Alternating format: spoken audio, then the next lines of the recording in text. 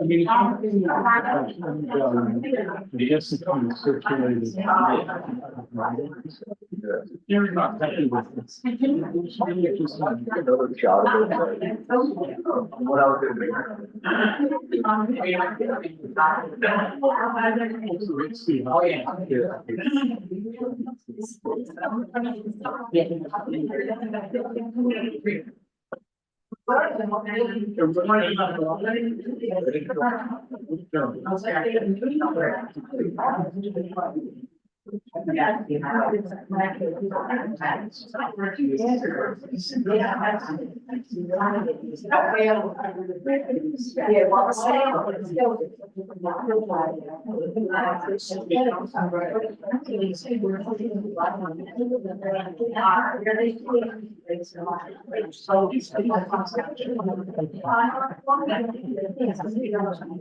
Ladies and gentlemen, we're going to get started. It's just gone 7 o'clock despite what our clock is telling us. If anyone would like to make public comments, it'll be in the second agenda item that we'd be opening for public comment. We have an unrelated topic, or we have a different topic. First, if you'd like to make comments, there's a sign-up sheet which we will follow in order. There also were copies of the agenda if you'd like that. If you're thinking about making public comments, we'd like to limit comments to 3 minutes per speaker. I also wanted to say in advance that the commission has a written record verbatim for people who sent in emails or gave us written documents. We have those verbatim. And for those who spoke at previous meetings, we have a summary of your comments as well. That makes up 5 different appendices to this application. And I want to assure you that we've looked at them, we've studied them, we know what's been said before, which might help you direct any comments tonight to particularly new material, new impressions after the balloon study, or something beyond what you might have said or others might have said already. Okay, so with that in mind, we're going to get started according to our agenda. At approximately 7:20, I would estimate we will open things up to public comment, or soon after 7:20. We're going to have a short presentation before that and then public comment. So colleagues, approval of the minutes. Did anybody see anything that needed amendment? We all did. How about a motion to approve? So Moved. Seconded by Camilla. So Camilla. All those in favor of approval? Okay. Minutes are approved. Will be, did anybody miss the meeting? Sorry, you ever missed the June meeting? yes. Okay, so let's record Peter's vote of approval in that instance. Okay. The next item on the agenda is HPC 2604. This is from Julie Highland at 195 Huguenot Street. This is going to be a preliminary discussion of an application for an accessory dwelling unit in a structure that the HPC approved some years ago. So it's kind of part 2 of an application from some years back. Julie and Jim, do you want to? There you are. Sure, looking back. We worked with fire. Please come and have a seat. And Sarah, if you could go to the next page. Sorry, just the bottom of the first page, just so everybody can see the description. So, Julie and Jim, is there anything you wanted to add to what is there, including anything that has changed in your thinking since it was submitted? Okay. Right, so just understand where we are, because it's a major enough change, it's going to need to have a public hearing, and there's going to have to be neighbor notification. Which all our neighbors are here. okay. We still have to notice it, and they're welcome to comment. So because we don't meet in August, I think we should discuss with the presumption that this would be decided in September, and that meeting date is the 13th, I think, of September. It's not, it's the 14th of September. Okay. So just to kind of summarize, very little is changing in what is currently there.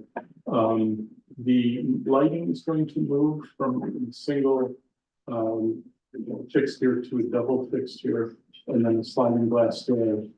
Yeah, so it is double fixture. It's already done. Yeah, Okay. yeah, They're it's just moving moving. off. Moving on, okay, Yeah. even easier. So no color changes, no major structural changes. To me, this looks like a perfect instance of accommodating ADU thinking. Colleagues, any questions or comments or concerns? Can you see the elevation drawing? Yeah, sure. They need to be, there.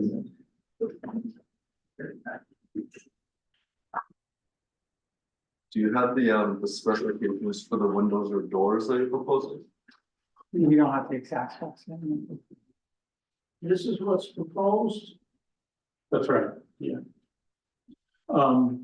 So that's something we want in September. Can you get to the point where you make your choices? And some of the things to think about, what's next door at your house? There should be some continuity from structure to structure, consistency within the garage ADU. Yeah, it's pretty much the same as our house. It's actually. So the sliding doors will be covering the interior sliders? Yeah, Yes, Yeah, that to me was the only thing that looked like it really needed discussion, is just to make sure that those doors remain, even if they're vestigial at this point. oh, yeah, no, I like the barn. Yes. And in fact, are you going to intend to keep them as working doors? Yeah, they'll be on a sliding track. That could come in handy. Yeah. As everybody can see, I think the access point is going to be from the north and also the west elevation entry. So what's going to be seen from the street is the lower left, and kind of that straight east elevation is what would be seen from the street. I don't really think there are major changes there.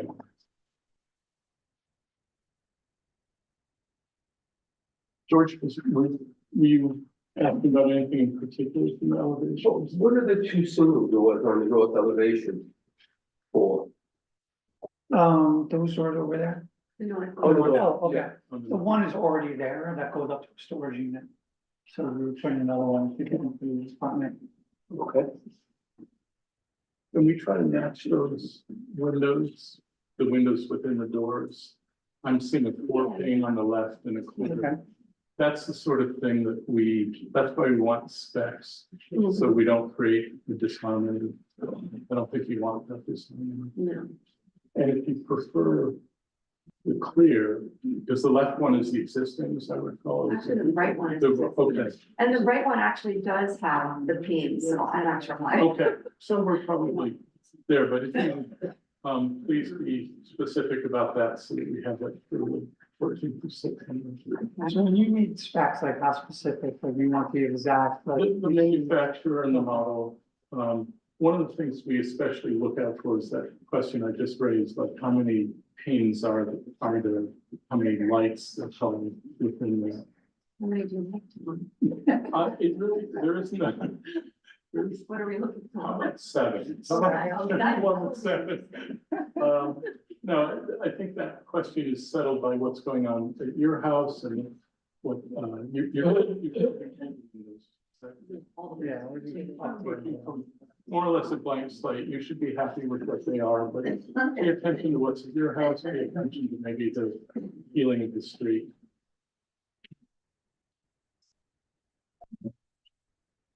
George, are you satisfied with that? Yeah. No, Yeah, I would just say that consistency is key, so if you have a matching style, or if you have a style that you like, just match the other one. Exactly, so that there will be consistency.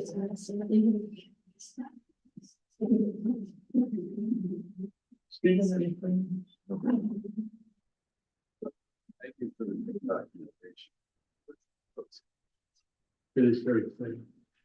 And I would just mention too, that, this project substantially, it was approved in 2018, it's not changing substantially. Can you serve for you and ask it? No, just for the window and door specs and, yeah, that was basically it. Yeah, that was it. Okay, so Sarah, would you kindly make a note that we're looking for window and door specs, manufacturer and style? Usually they'll give you what's called a cut sheet, or you download these from the internet often. Do we ask questions about the design at this point? Well, I think we can have a few. I mean, really, that's what the September meeting is intended for, but The September meeting? yeah, because this project has to be noticed in the paper and the owners are gonna have to put up signs. So this has not been accepted yet. No, no. In fact, we haven't even yet voted to schedule a public hearing in September September what? 14th, regular meeting on the 14th. You know, I wish somebody put a notice up on the middle school that I wasn't gonna be there. I'm sorry, at the middle school? That's what it said in the paper. I'm not aware of that. Well, unless I'm mistaken. I'm All sorry. right, so there's no comment on, Well, hang on one second. Let's get to our procedural question. If nobody else has a question, can we have a motion to schedule a public hearing September 14th? Yep. Moved by George, seconded by Ken. All those in favor? Okay, so 5 of us for September 14th. So we've got a proper public hearing. Sarah will help you with the notification packet. In your case, you don't have that many neighbors. It's not going to be that burdensome. And she will help you with the signage that has to go up. Colleagues, any objection to inviting the gentleman who asked a question just to make his feelings clear? Sir, do you well, want? I'm an industrial designer. I went to Pratt Institute. Okay, so I know design. I've designed buildings. I'm not an architect, but I've designed buildings and such. And my question is, how does this relate to anything on Huguenot Street? The building. Well, it's already there. The building, I'm sorry? the design of the building, I don't see how that relates to anything on Huguenot Street. The building is there, though. That building is there? Yes, Oh, it's at 195 Huguenot Street. what's? Well, maybe I'm at the wrong place. What's this visitor center thing? That's coming up. Yeah, this meeting has nothing to do with that. No, it does.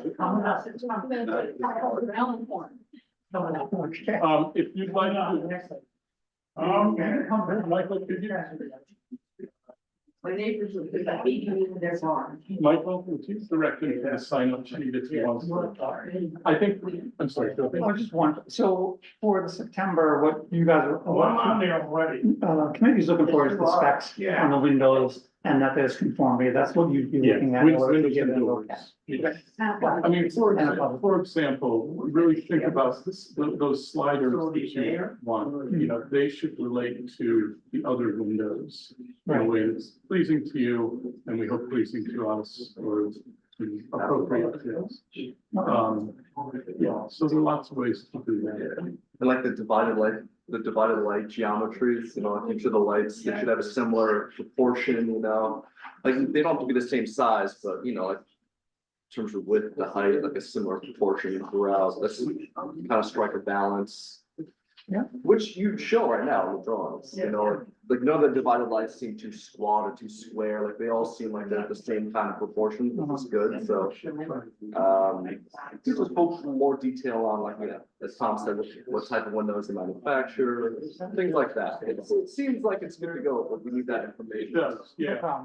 And just if I could follow Shane's point, so the sliding doors look to have, they really pick up the proportions of the windows above with one extra segment. Right. And that looks right. If that's what you intend, that doesn't. So thank you. Okay. Thank you very much. In touch with the package of information. I appreciate it. Thanks very much. Okay, so everybody, that. 26. Yes.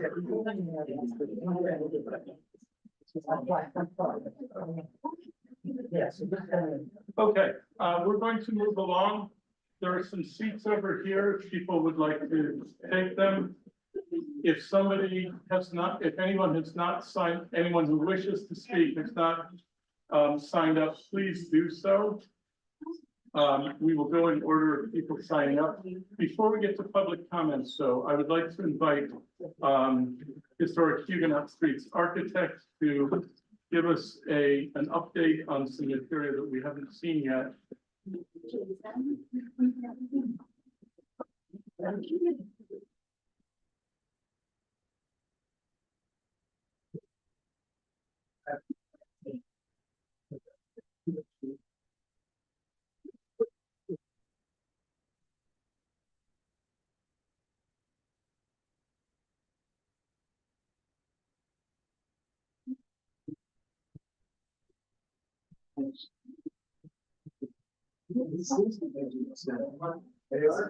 Dave, this is the Europe stuff. Dave, this is the Europe. That's what was on the agenda. It's the second thing on the agenda. No, that's when the next meeting was people on this here.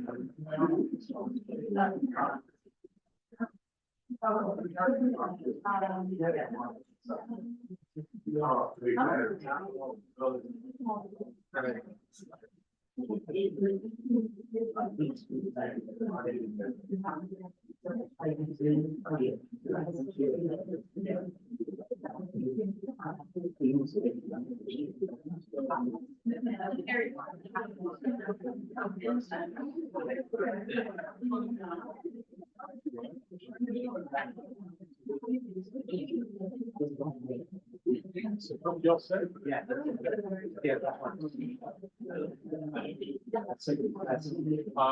I think so. I think projecting that one.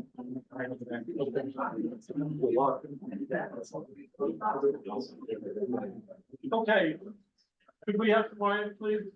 I've invited Jason Anderson on behalf of HHS to present some new material to the board. Thank you.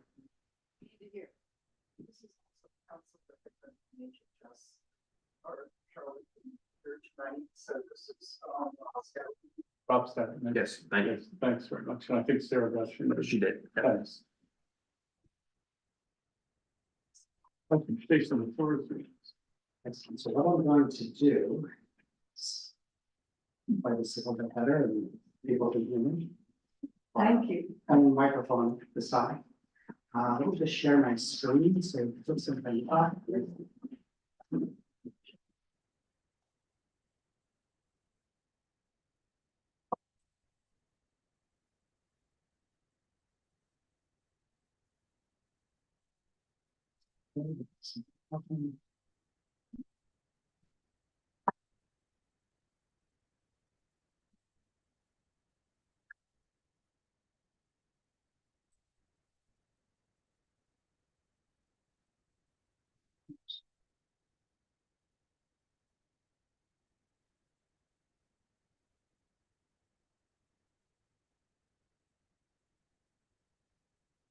Screen.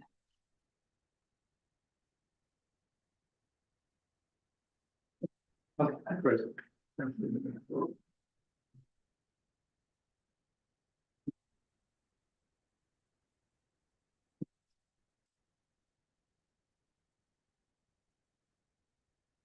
okay, so since we were last year, one of the big items that we did was do the balloon study.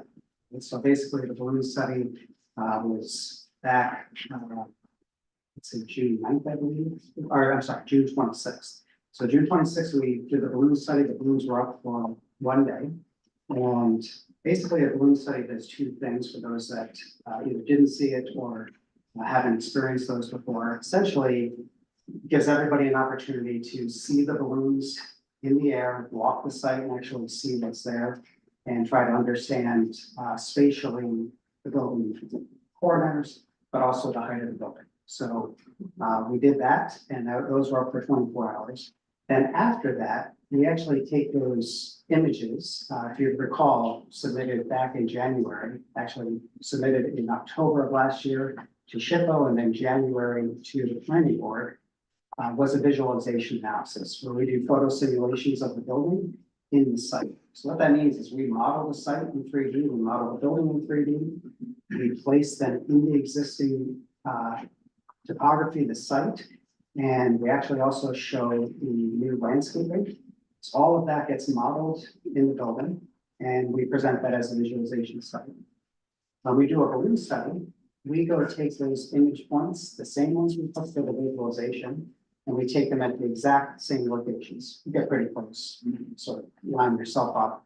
And the whole purpose of that is so that we can overlay in a somewhat transparent mode the images that we take with the balloon, what's on the visualization analysis that we prepared to confirm is it accurate.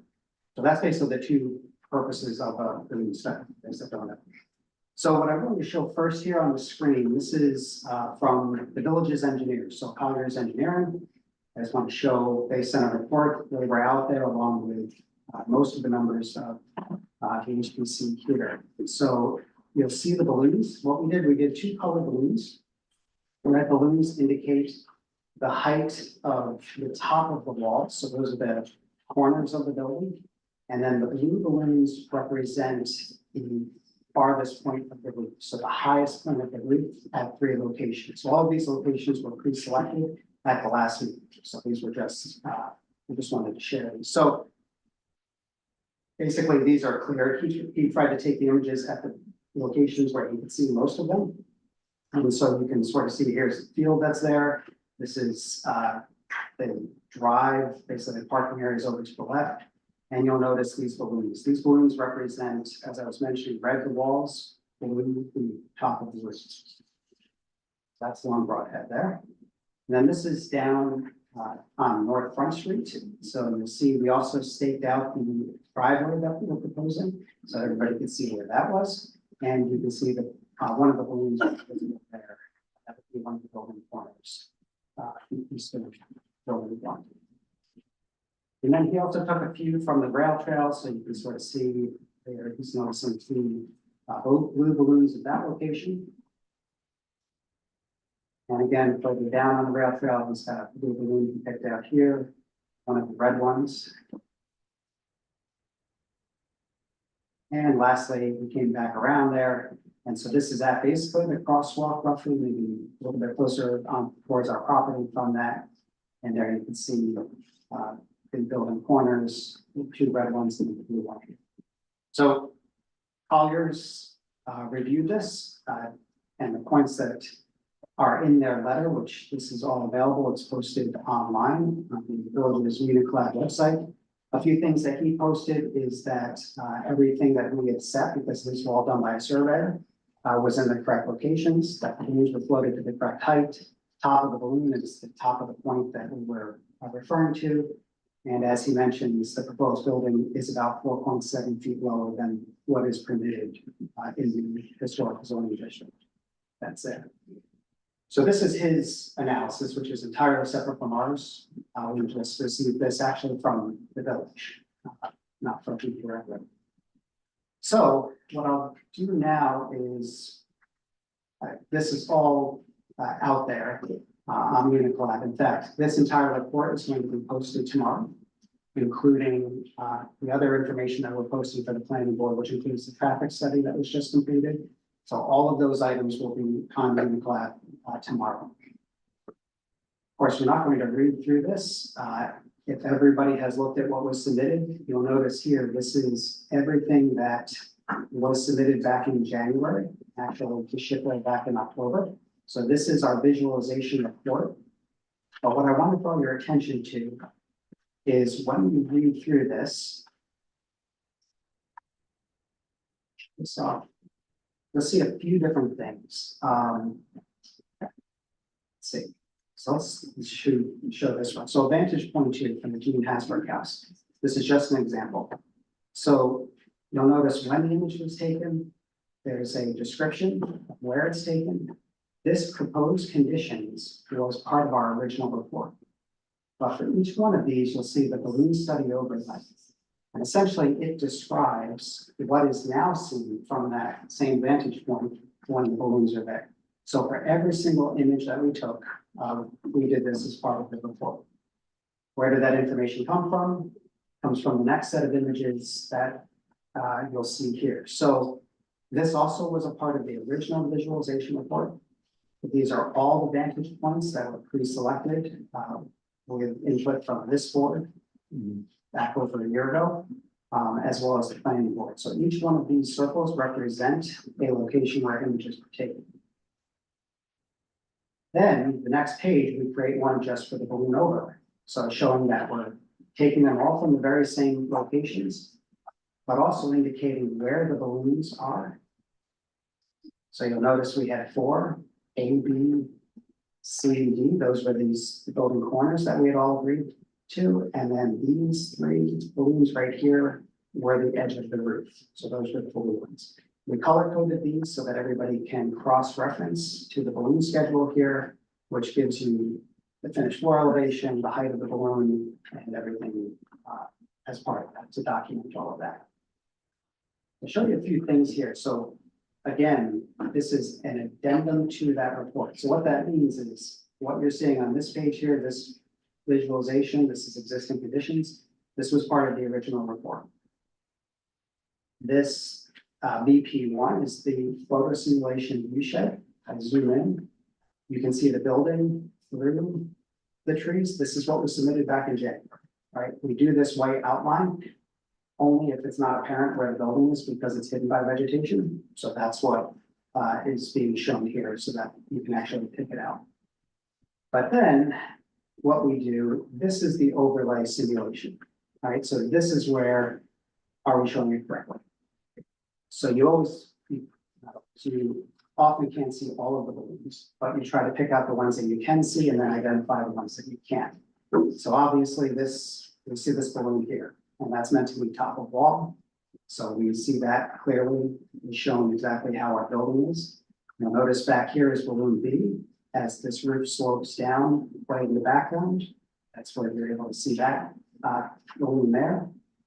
These other balloons were obstructed by vegetation. You zoom in really close. You can see the red balloon back there.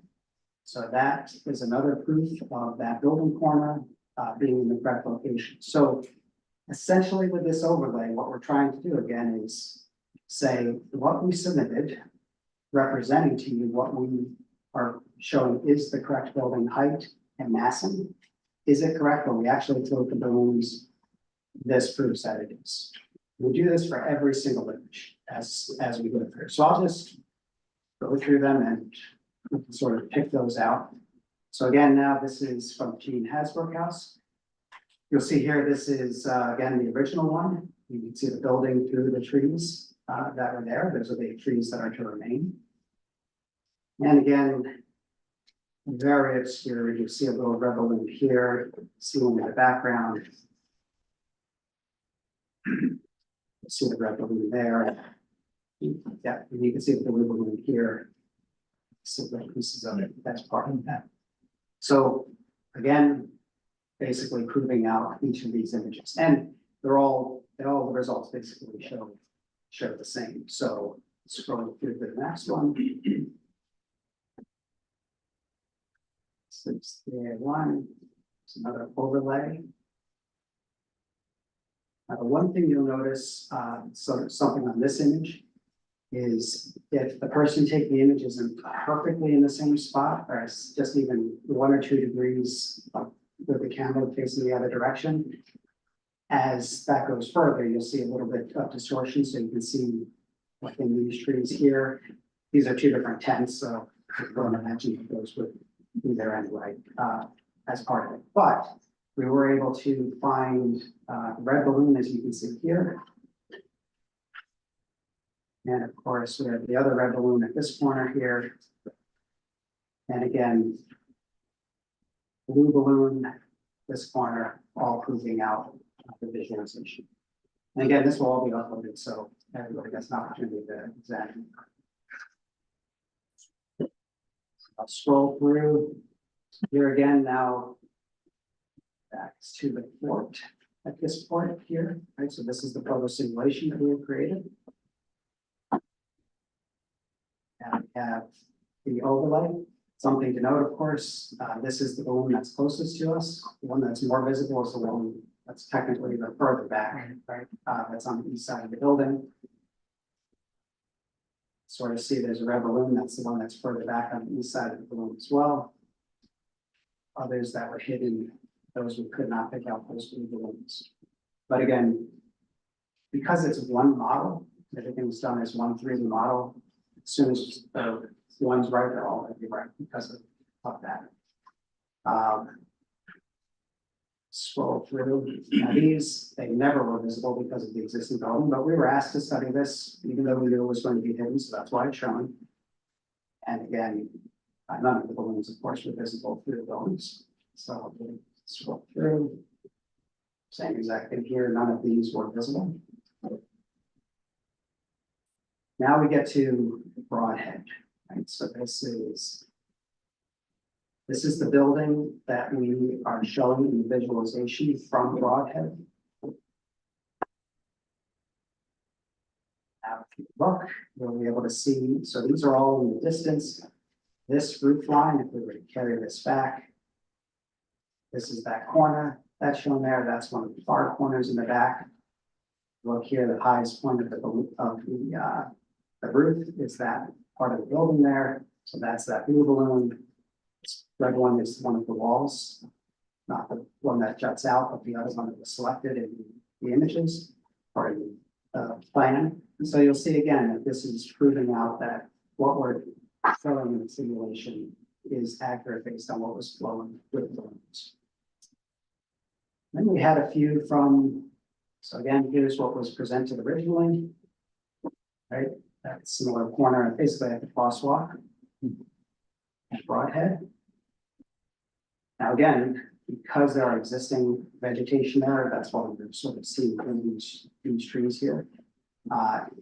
We can see again, we've got the same thing. We can see the red balloon here at the top of that wall.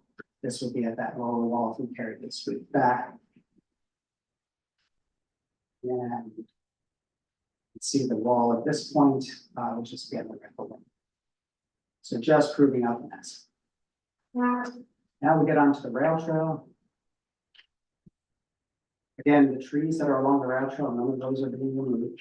Those are being removed. So this was the original.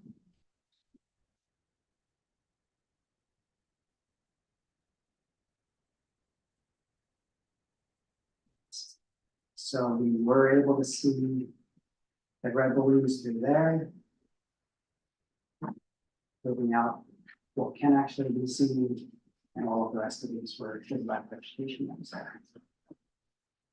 But if we go back, leave off condition, we were just proving out what we were showing here. So this is actually worst case scenario. This is what we submitted months and months ago. But showing the building, worst case means leave off and cutting down the trees that would be removed, right? So that you're actually seeing what this should look like once it's built.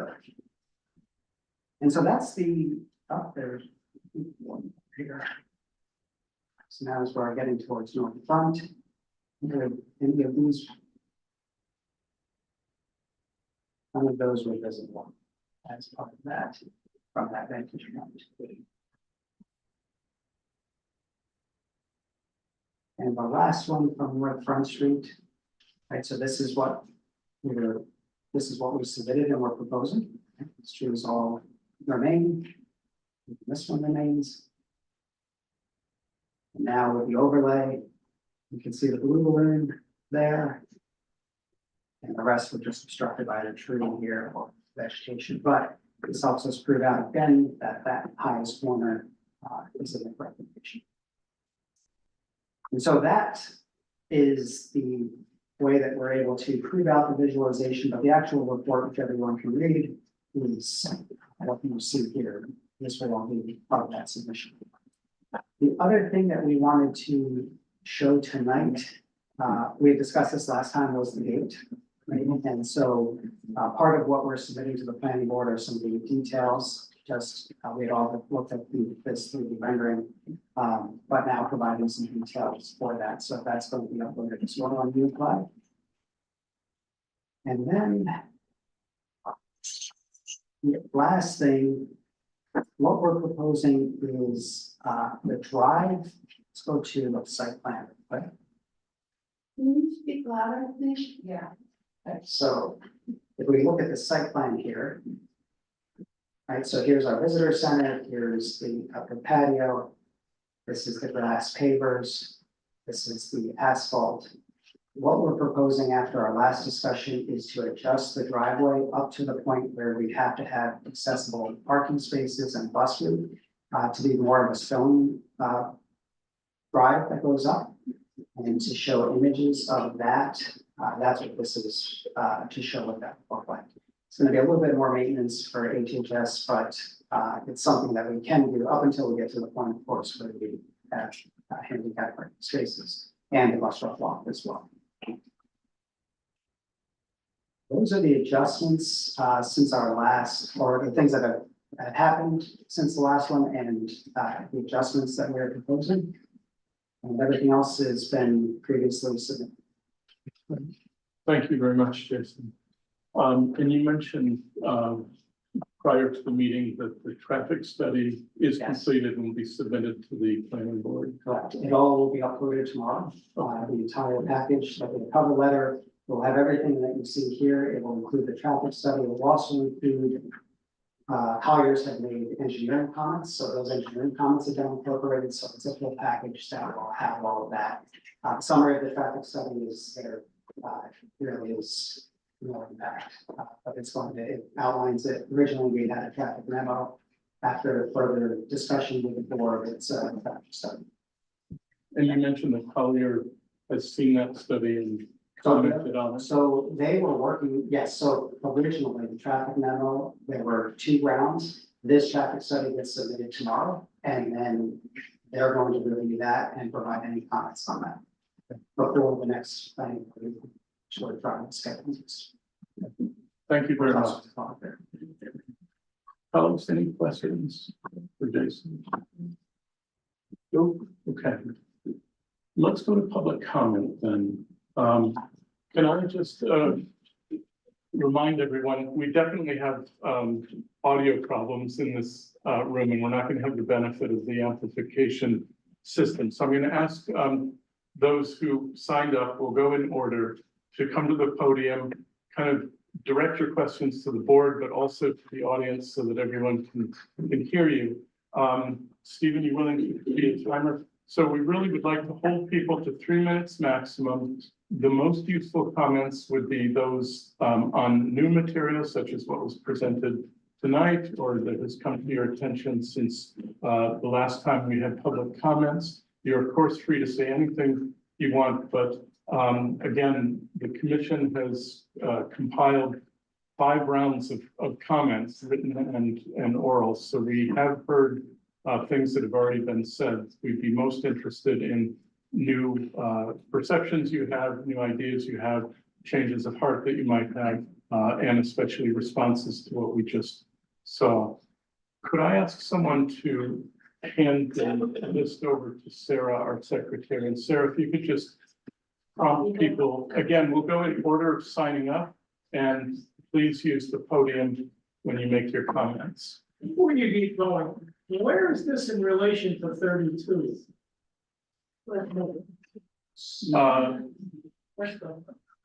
It's west of 32. It's in the northeast corner of Huguenot Street's property.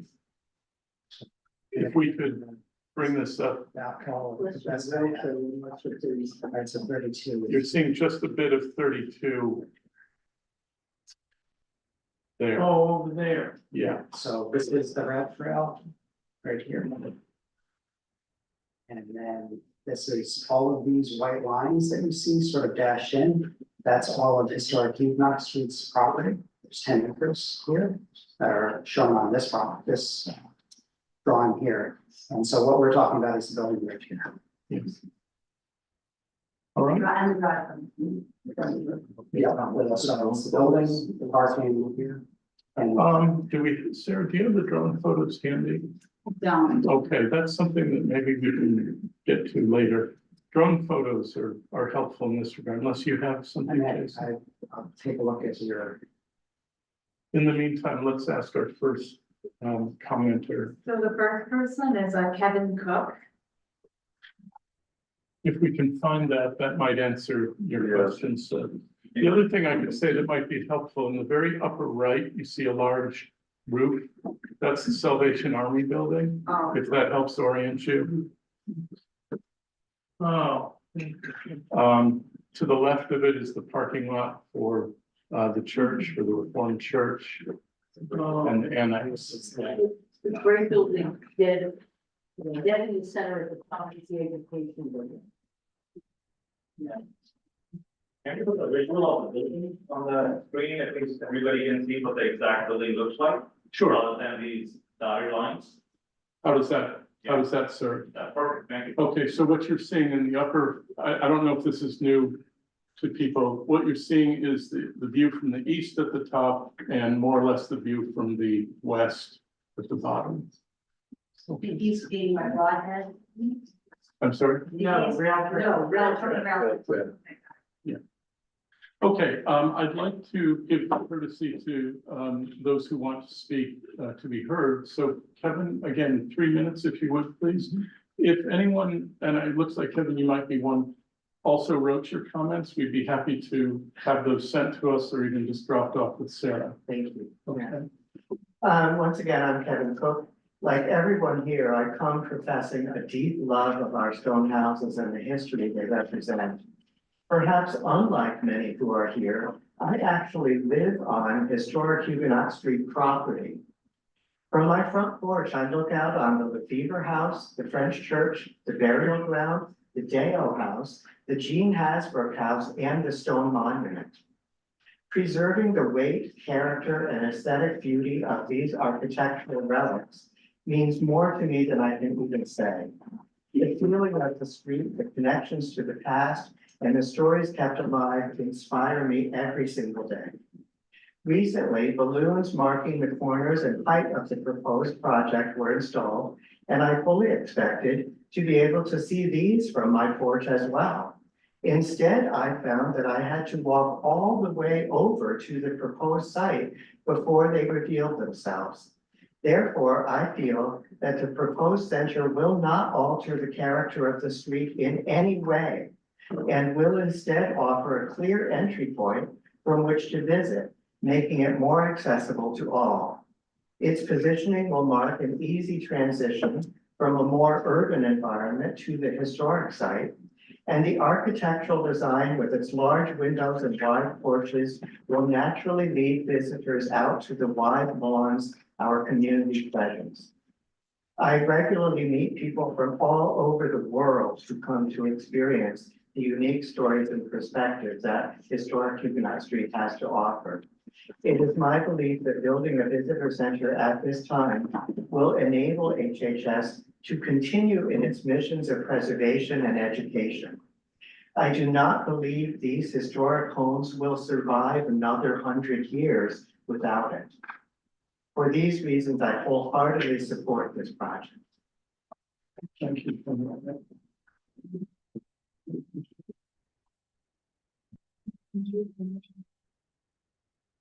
Okay, so next we have Alice Barn. Oh. And then Alice Barn. I'm sorry, this gives me. Oh, no. Okay. And Fonda Rothblatt.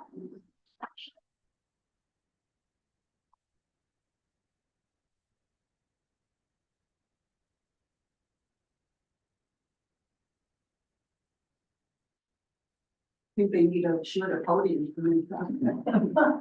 Anyway, good evening, everyone. As the gentleman before me stated about the love he has for the Huguenot Street area, I too love the Huguenot Street area, historical buildings, the beautiful integrity of the place. I walk there. I have lived in this area for 30 years. I live at Town and Country condominiums. And it's not that I'm against change. I know change is important and we have to move forward.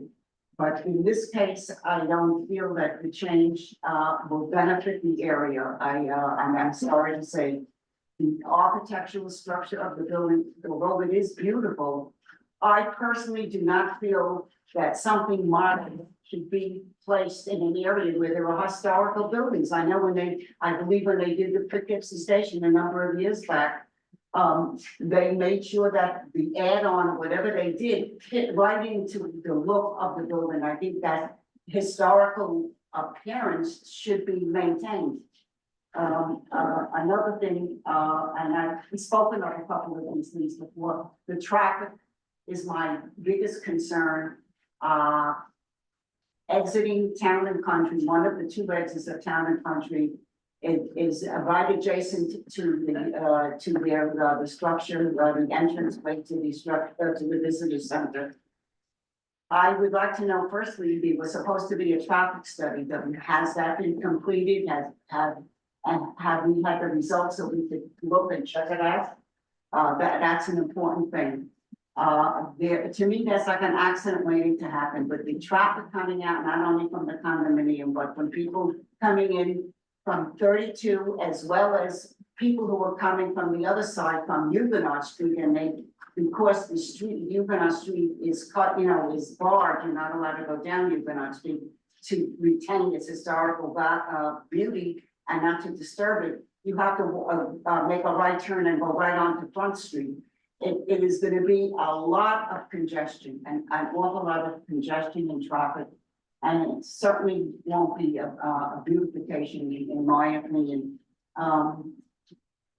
I just, in one of the documents I read, they referred to the people who live adjacent to the Huguenot Street area as the neighbors. We are the neighbors. Well, us neighbors will have to live with whatever you do forever.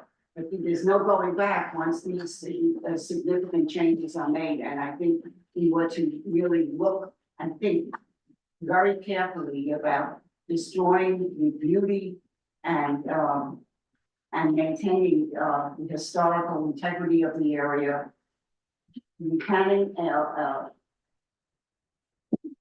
have a larger visitor center, but not of the magnitude that was presented. Thank you very much. Thank you very much.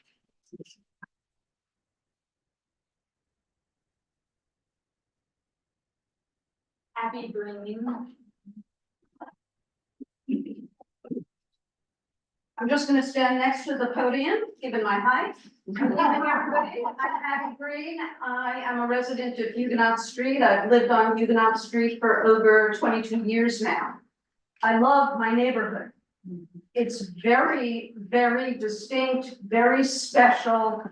And I feel like this project, for me, the irony is that the HHS, whose mission it is to preserve the character of the neighborhood and all of those beautiful buildings, are actually modernizing the whole community.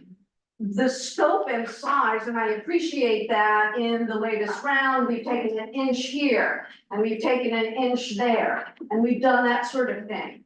But it's going to be the dominant building on the street and in the neighborhood. And it's a building, it's an institution, it's a venue, right? So clearly, no matter what anybody says, we all know this is going to be the dominating force. Now, maybe a lot of people think that's a great thing, but I don't think that's a great thing. I think it's going to interfere with the character and the normal activities of the street, and I oppose it. Thank you. Thank you.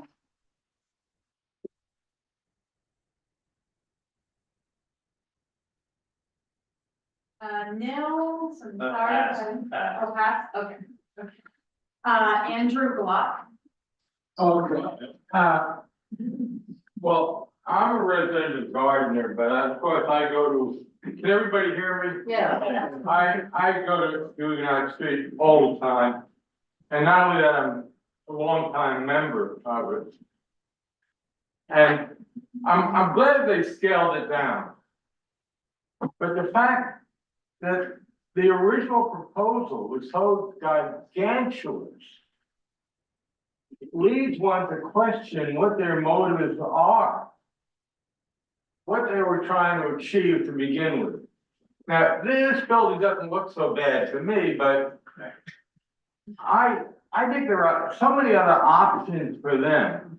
We have all these buildings on the site that are not used at all. Or hardly used.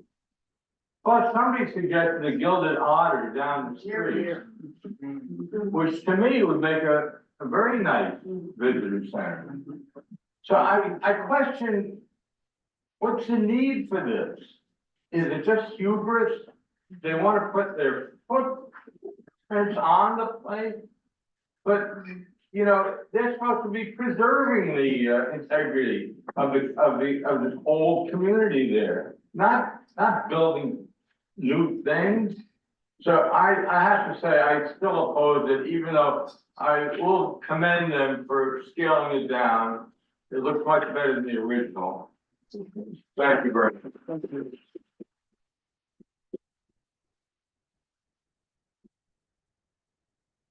Michael Dearler. Evening, I'm Michael Zeller, Henry Court, about Huguenot Street. Before my minutes start, I just want to say to the commission, I tried to listen to the last meeting. The audio is so difficult to hear even with headphones on, I couldn't make out a lot of things, and I was trying to get some specific points, just so you know. So I do want to say thank you to the applicant for doing the balloon study. It was enormously helpful to go out there and see that. It's nice to see that the building is not too tall. My takeaway from it was that it's massive, 5 times the size, the footprint of the O House. And it does seem unusually large compared to everything else around it. And as Abby said, it will become the dominant feature on the street. However, mostly what I want to speak about tonight is a couple of new things related to the road. It's proposed to go from North Front Street to Broadhead. I was trying to listen at the last meeting to some specific comments, and I think I heard Meredith Schneider saying, I apologize if I didn't get it correctly, but you made some comment, I believe, about the road and whether it was a want or a need. And I do know that I'm somebody who spoke about that specifically.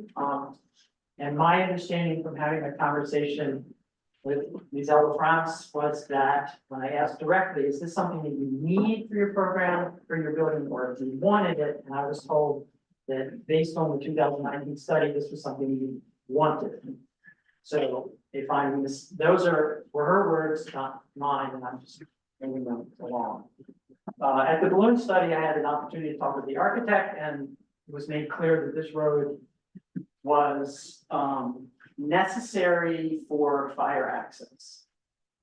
From what I can tell from the New York State Fire Code, and I'm no expert, but after speaking with the head of the building planning and zoning today, who's also not an expert about this, and the fire chief is not available, it isn't evident that you need 2 access roads. You do have broadhead. However, it is evident, and the architect was correct about this, that if your only access was broadhead, you would have to have some kind of dead end turnaround, which would be huge, and that this therefore would be the best option. And I concur, I agree. That would be.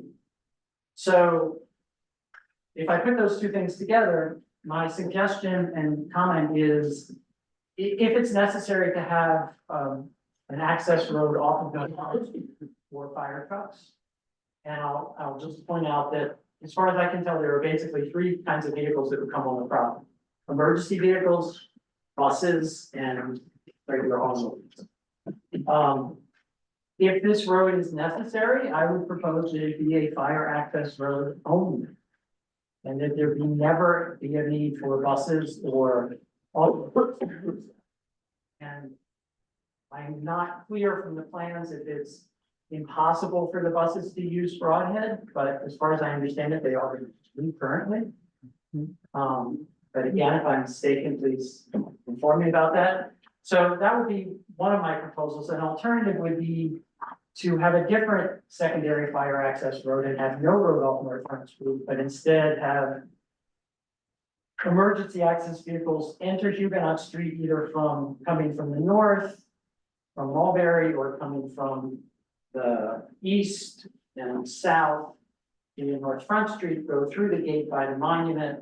And then there is an existing path that already exists directly across from the fort that is just a walking path, but it merges down in front of the workshop into a cinder driveway, which then becomes the road from Waterman.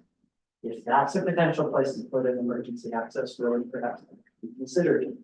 And that's what I wanted to say. Thank you. Michael, thank you very much.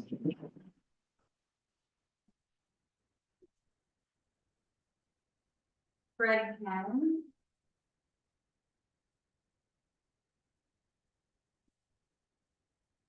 Good evening. If you would indulge me just for a moment before my time begins, I'd like to apologize. I sent out an email to many of my neighbors and I had some incorrect information that I shared, and I held that possibility that you'd be taking a vote tonight on the certificate of appropriateness. And my understanding, thanks to Michael Dealer, is that that is not going to be happening tonight. So I myself on providing accurate information and want to clear that up and apologize. So I'll read quickly. Good evening, and thank you for the opportunity to address the HPC as you consider the largest proposed project in the Commission's history.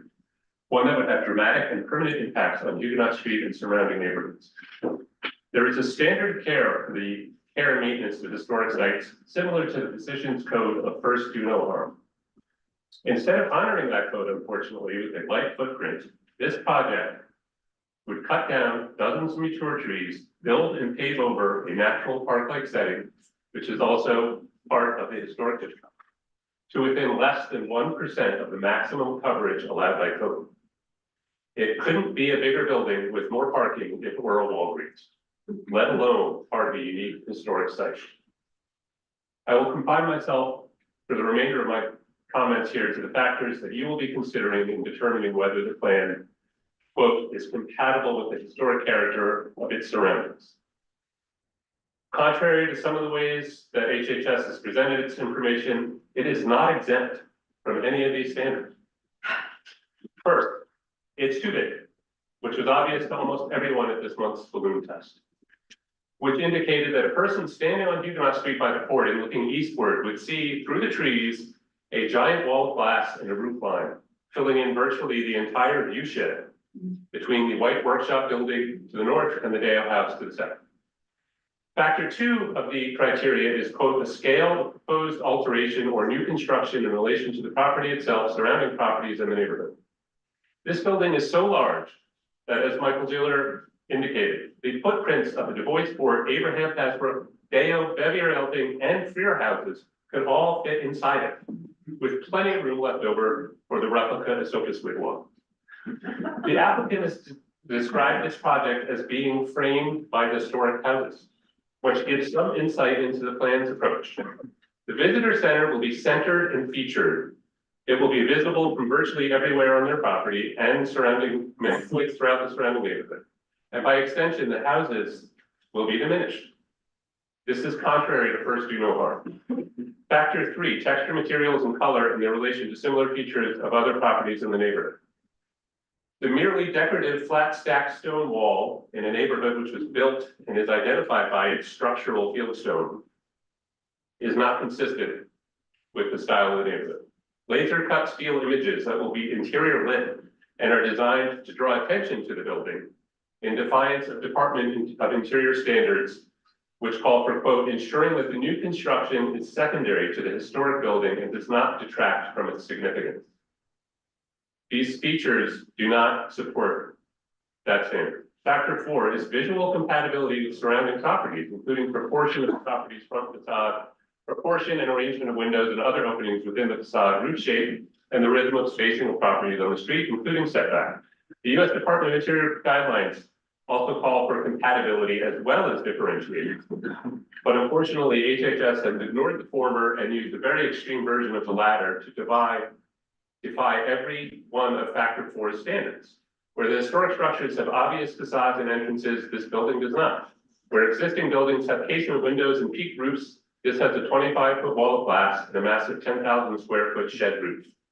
Where existing buildings are oriented toward the very street that is at the heart of historic Huguenot Street, this building encroaches on the very heart of the property in a way that would never have been done historically.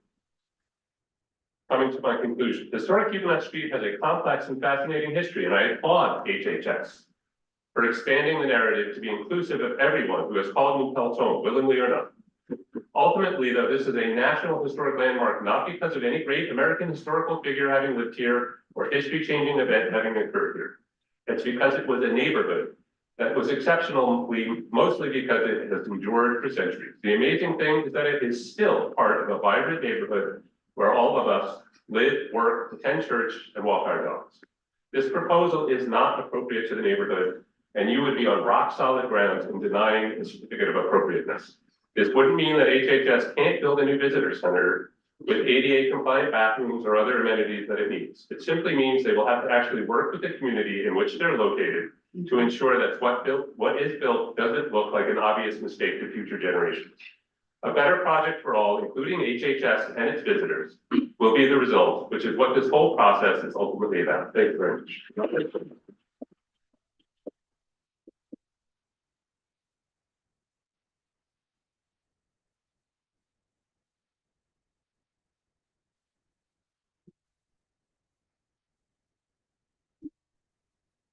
That means.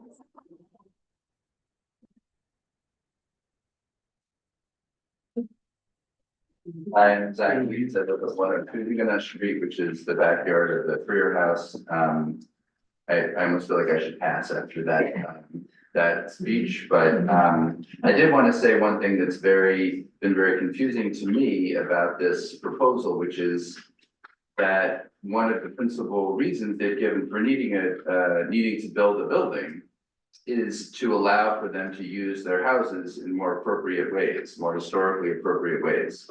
And as Greg and others have just described, this feels like it really could not be less appropriate. It could not be less appropriate historically for the surroundings, for the neighborhood, and for Huguenot Street and what it is, what it stands for. And Greg just said it so well, I need to say it again, so that's all I can say. Thank you. Thank you.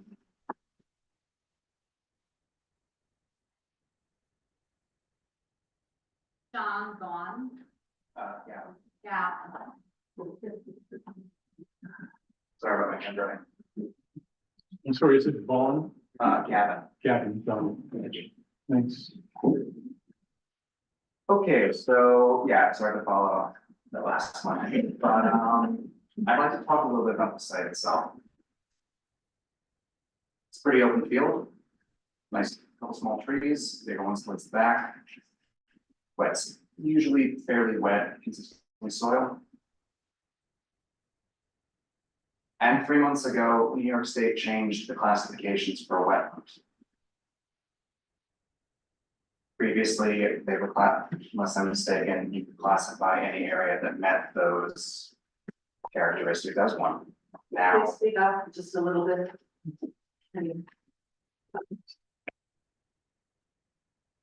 actually, I'm sorry, I'd like to comment. Well, please, so I please, please. I was going to ask you, I take you back.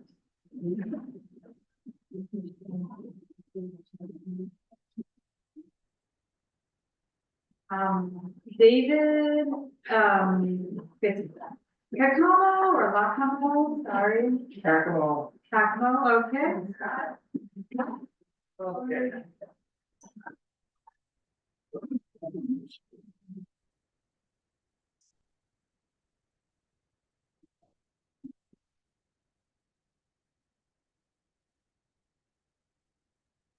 name is David Caracamo, and you can hear me very clearly. Because I taught for 27 years at Poughkeepsie High School in the wood shop. Okay, I've lived in New Paltz since 1969, so that's like what, 57 years? And I live on Grove Street, which is very nice because it's a dead end street. When somebody else spoke, I didn't think about it. How about using the Gilded Otter? And I started thinking about it while I was sitting there. I think that would make a lot of sense. I don't know what the differentiation is between the cost of this building and the buying a Gilded Otter. But what would be very nice is people came in there, there's lots of parking, walk down the rail trail to Huguenot Street. And this would eliminate all the problems that everybody's been speaking about. All right, beyond that, I don't see any reason for a design like this. I'm an industrial designer with the Pratt Institute. Okay, I have designed buildings. I can't sign them, but I've had architect friend and engineers sign them and they've been built. So I know what I'm talking about when I'm talking about building designs. This doesn't fit in at all. Something could be built that did fit in, but I don't really think it's necessary if you use the Gilded Otter. Okay, in the wintertime, the rail trail is plowed. So if people came in the wintertime, they could still walk down there. And it's not that long a walk. And if me with my disabilities can walk it, I guess just about anybody can. Oh, I guess that's about all I have to say.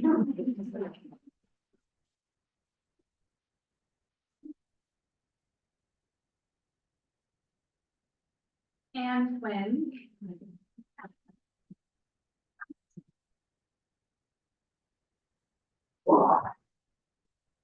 Good evening, everybody. I just want to say briefly, thank you to HPC for, I've been at every meeting and the time that you put in and the thought, how thoughtful you've been has not gone unnoticed. So thank you for your service to the community.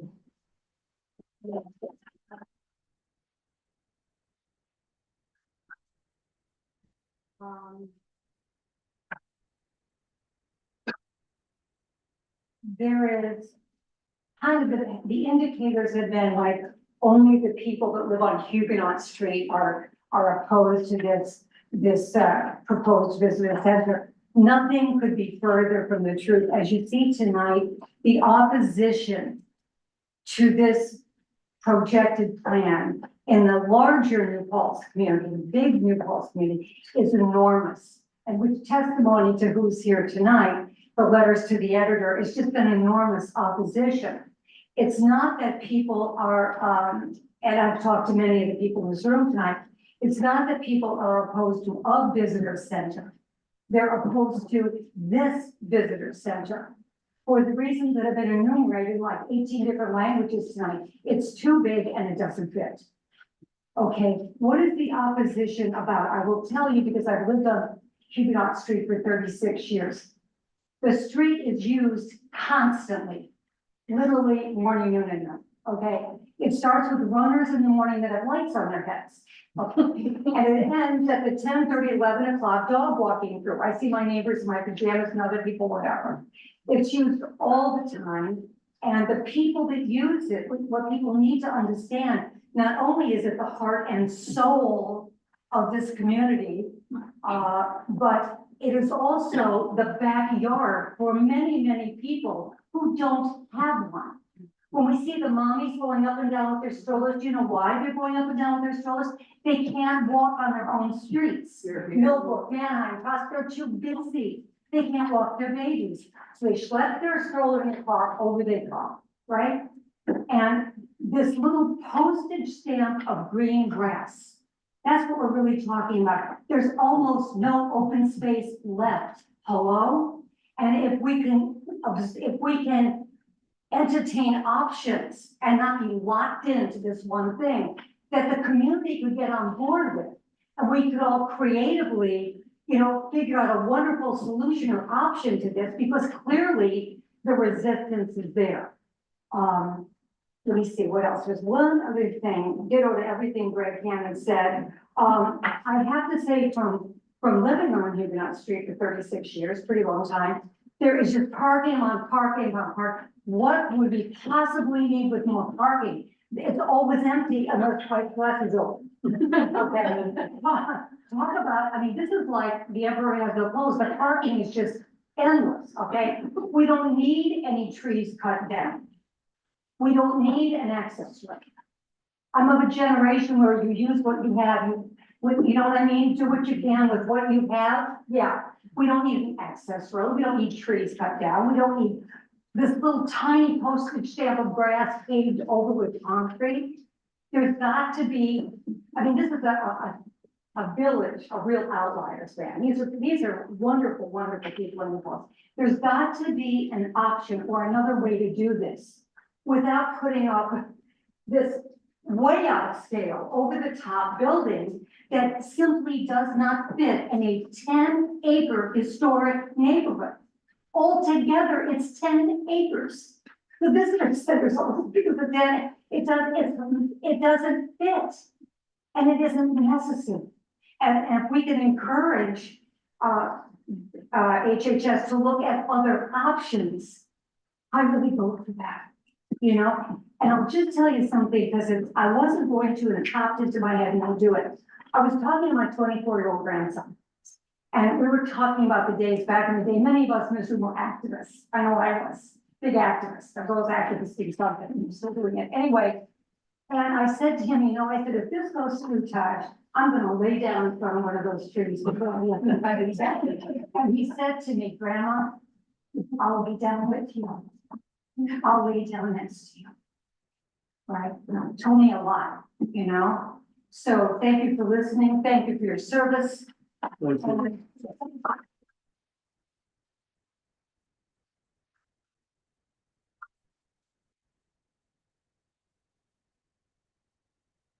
Petra. Okay, I'm really nervous because I'm not a public speaker at all. But, so, you've got it all written down. Groucho Marx would say, I'm against it. I'm in a state of climate dread. Way to go, Ohio. The earth is in a state of CPR. Conserve, protect, resuscitate. Now, this picture, I'd be interested in knowing where the powers that be reside who are in the photo, because they most likely will not be affected by the impact of the construction or the masses of people who will be coming to the building. And mark my words, in the future, people are going to need reservations to go to that road. Because every state park, you need a reservation. It's just where everything is headed. The executive director, Lizelle LaFrance, who I don't know, who I'm sure is very nice, has quite the experience of setting up projects like this. I understand what they all want to achieve, but it is so common for people to move to a place and look at it as their goal to drastically change. It happens all the time, everywhere, London, California. Board Chair, Mary Etta Schneider, who I believe, is that you? I'm not sure who this is. I'm Mary Etta Schneider. You are. And your background is in corporate banking and finance, I think? Well, let's see, a while ago, but still, it's that kind of mindset, which I know is necessary for the historical society's preservation and stuff, but I'm just a little nervous about that. And also your ancestors go way, way back, right? Way, way back. Katrina, Yes. I'm gonna ask that you pull your comments back to the design. Okay, this leads up to it.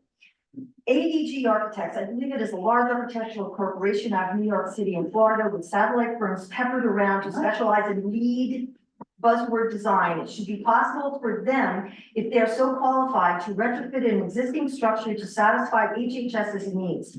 AKA the Gilded Otter building and Groovy Blueberry building. It could be incorporated into two things, like a little, gateway, whatever, and parking lot across the street from Groovy Blueberry, because that's part of that property, I believe. Ideal locations. But let me get to the moral issue. It's a moral and misguided use of funds to build proposed project. Reparations should be paid to descendants of the souls held in bondage. By the way, the first people brought over in the slave ships, 1619 project comes to mind, and I don't see a black face in here. Well, one darker person. The Huguenots would have starved and frozen to death and never succeeded to the point where we have Huguenot descendants running around and most quite successful. It was free labor. Free. I wish I had free people doing all the work for me. The house next to Stewart's was built by a descendant of people held in bondage by the Huguenots. He built quite a few houses in town, and he should be honored by having the house he built restored and represented in all parts of HHF. Use some funds for that because it is falling down, which is a disgrace. Just look at it. $7 million, I think they have to work with, folks. The Elting House looks worse than I've ever imagined. I remember when it was maintained beautifully in the 1970s during an economic recession. Water, and then water meets ground, open space to permeate the earth, not to be diverted somewhere else, which is what will happen with this project. There are going to be pipes, and there's going to be this, and electricity. The carbon footprint of that is, any construction is a carbon footprint. Do you all want to live in 111 degrees every summer, every day? Good Lord. The area of proposed construction is a tranquil, wonderful green space. Leave it alone. Leave it alone. Halloween, Easter egg, apple festival parties can be held in any number of other parks or venues in this town. Education centers are everywhere in this town. You've got a university, you've got high schools, Boise.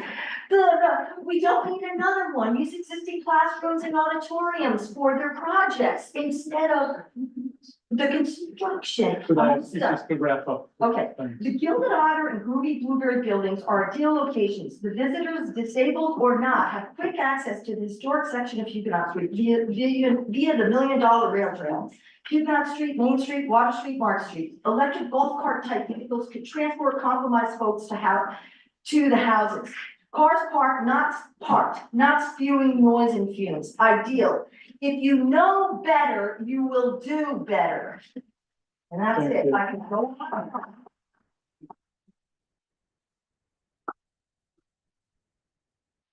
Matthew Violetti. Sure.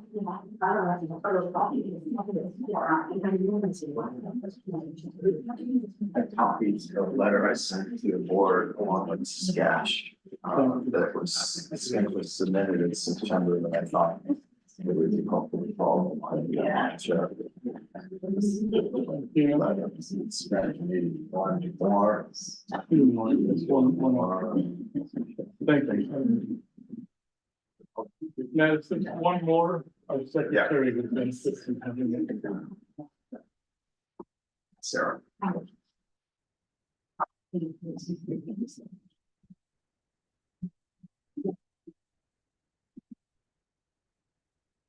name is Matthew Bielecki, principal architect of Bielecki Architects, and I wanted to echo my thanks to the HPC and to all the members of the community for speaking out and participating.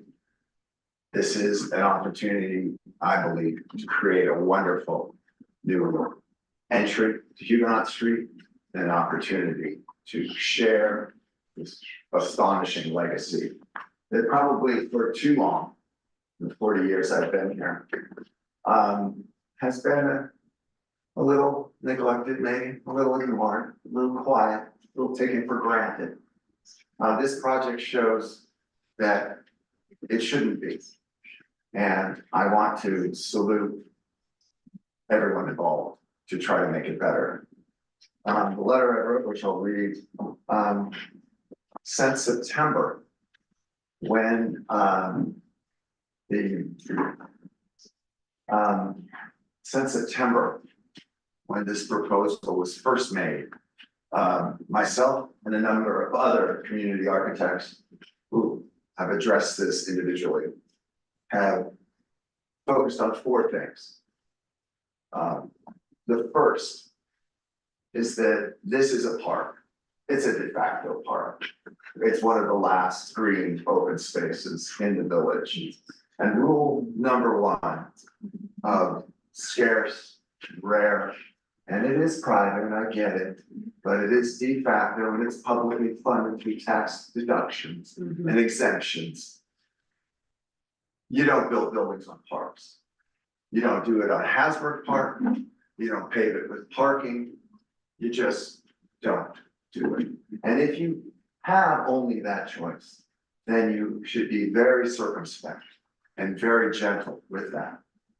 So number one, which was identified in my letter, which I attached to the emails, reduce the parking. There was 103 spaces originally proposed. 103. Someone mentioned Walmart. You certainly mentioned ShopRite. You could talk to Tops. That is the scale. It's been reduced. It's been reduced to 85. About 13 spaces in the revision. I applaud that. It should go at most to 30, 35, which is what the Village of New Paltz Code says a building of this use should have. So number one, reduce the parking. Utilize in some master planning process, the other lands of HHS, which are right across the street, the other lands of the church, in some cooperative way, have the village and the town join in that effort to make those more public and more accessible. Number two, the location of the building. Don't put it in the middle of the parkland. The sketch that you have in front of you, the parking lot currently in use, the unused one or not paved one along the southern part of Broadhead, the sketches I've showed before. If you take the exact same building Mr. Anderson has prepared, it fits quite nicely. No changes at all. So change the site plan, preserve the open space area. Could I see the site plan of the, Sarah? Could you get the site plan, or Greg, Jason, I'm sorry? Yeah, there. This is approximately 4.5 acres. The whole thing. This is approximately, this is approximately 2.5.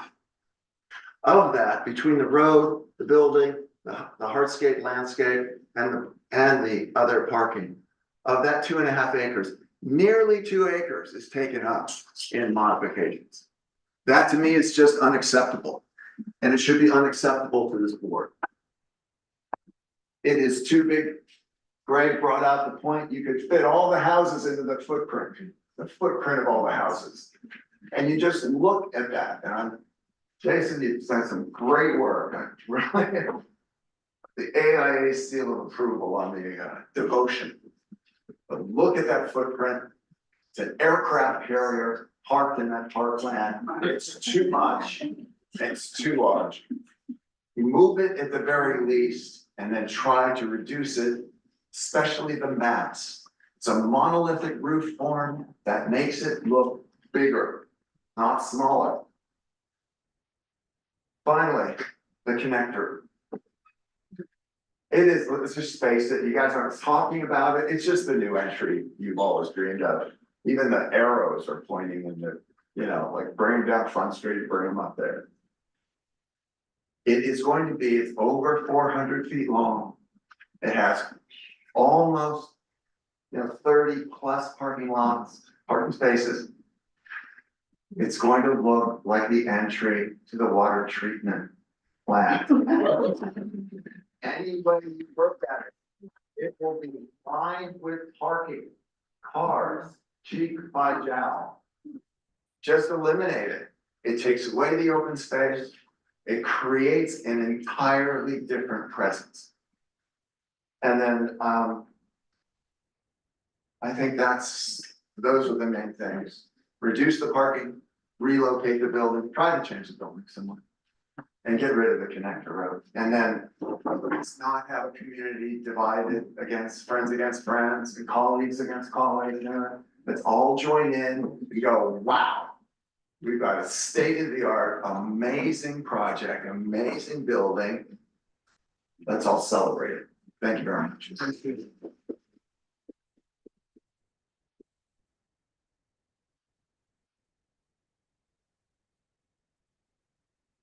Alex Wojcik.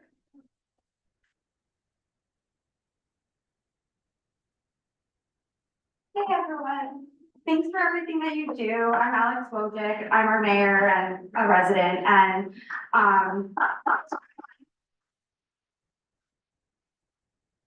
apologize, I'm gonna comment and dip because I have a pre-migraine aura, but I'll watch the rest of it at home. So there's a lot of people who've been talking to me about this project who don't come to meetings because they can't take that risk. You know, a lot of us tenants just in any part of the community, like where I live in Southside, this comes up there at the garbage pile. It comes up, you know, everywhere I go. It's not just this one neighborhood, right, who are impacted. So I want to say, basically, this issue, this proposal has been consistently one of the top 3 issues that come to my attention by people of all walks, all over the community since taking this office this winter. When I was knocking doors on Memorial Day, as you know, mayors do on their days off, like this was the #1 thing that people wanted to talk with me about, and I was like, I don't know what I can do. So this is what I'm doing. So I want to be clear, you know, I do support the project's purpose, and I think that is part of what the issue, like, people are having. They support the purpose, the idea, the spirit of it, right? But like, everybody agrees, we need to do more now than ever before to preserve and promote our history. And no one's denying that, you know, historic Huguenot Street's a real gem in our community. So I'm hopeful that, you know, this project will turn out awesome as it can be, maybe with some more tweaks. So I do want to say, I know a couple of folks pointed this out, obviously it's private property, you know, so it's no different than any other big project that goes up, right? You know, it's untouchable, follow the laws, follow the guidelines of this group too. And it's well within the organization's rights to build this thing how they wish. However, the loss of open space does concern me deeply, and people keep bringing this up to me. I can't buy a banana, you know, up at the supermarket without this coming up. And this seems to be the biggest issue community members have, is how to preserve the most open space while preserving and promoting our history. So someone said it before, but it bears repeating because it's not just folks on Huguenot Street who bring this up. This is a backyard for our community.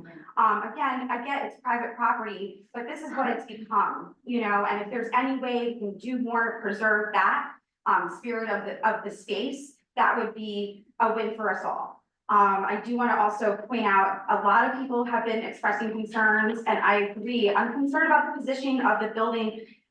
People keep saying it's as if it's a monument, you know, something that you see when you go down to Washington DC in the mall. Some things are positioned bigger and in the middle and in the center and saying, hey, look at me. And I hear this from a lot of people who, again, don't feel comfortable coming and speaking out or can't get childcare to come out. So that's why I'm speaking. So I just want to ask, are we intentionally changing the frontage lines in this district? You know, if that is the intent, let's figure out other ways to communicate that, because I'm also not seeing the purpose for the exact location of the building. I do want to point out also, third spaces like that rolling lawn are really essential to, you know, not just preserving history, but preserving like community, and it's where people talk and, you know, get some air, and they're just so essential for mental health and everything. So again, I wasn't going to raise this flag or really any flags, because it's not the place typically for, you know, electeds to speak out in these ways, or it hasn't traditionally been that way. But I have to stand up for the 80% of the community who are tenants who are afraid to lose this backyard. And I think that, you know, with all the people who've been coming out and with such dedicated volunteers on all our different boards that are involved, we can figure it out. So with that, thanks. And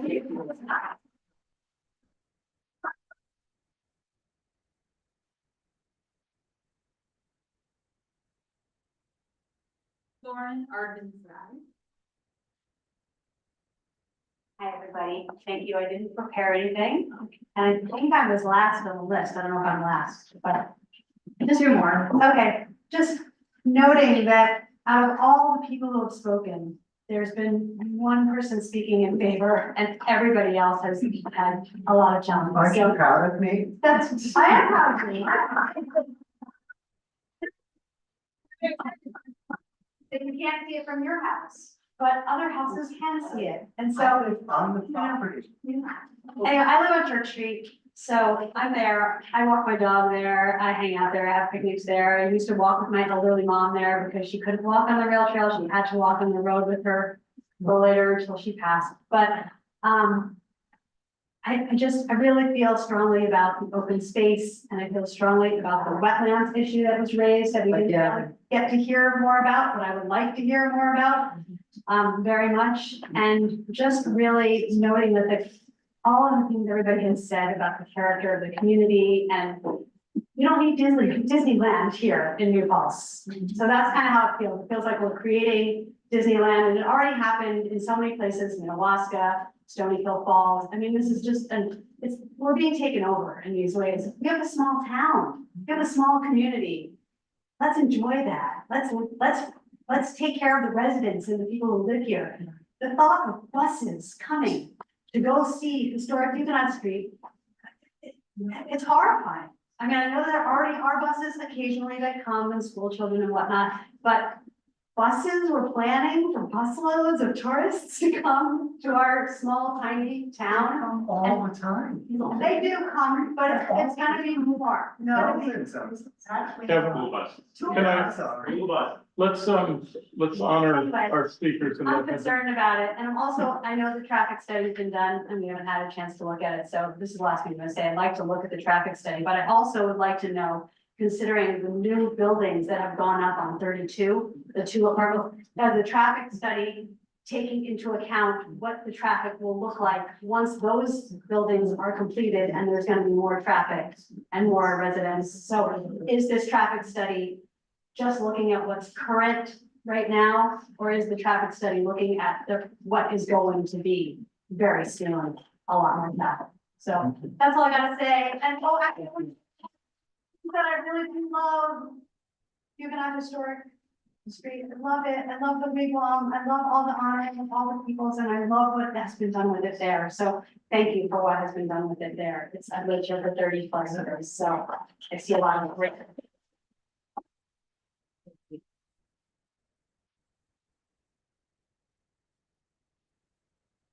Raz, Sussex, please.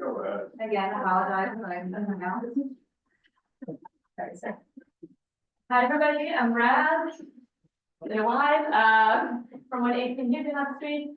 I don't have much new to say, so I'm not gonna spend a long time here. I just want to say there's been a lot of creativity from the community in thinking about what other ways can the mission be completed, the mission of Huguenot Historic Street and of telling the story of this street and America in general. I haven't seen the same creativity come through over the past months, or what's coming again and again to these meetings from the applicants. I can see the same building, the same vision, and I understand that once you have spent years building up to this, that it's really hard to let go of it. But if you take into consideration some of what has been brought up, and to consider for real what the risks are that we're bringing up and how that impacts us, impacts the community, I think you too can find some creativity within yourselves. So that's one thing. The other is our elected officials are on board. As you know, Alex is here, the mayor, and I'm sure Tim Rogers also has been part of the conversation. Some of the conversation can be brokered between the church and people who own the gilded order and HHS, because I know HHS has a lot of power issues with the church that does not allow them to use the parking, that doesn't allow them to use the buildings the same way, but the church can also be pressured into allowing them to use the space that already exists. So if that's something that they need as well to complete the goals that they want to achieve, then maybe the elected officials can help with that. So that's just some couple of thoughts that haven't been mentioned. And just to be clear, I oppose this project in its current shape. I hope we can see something else because we've attended many meetings and we're just seeing the same thing. Yeah. Thank you. Yeah.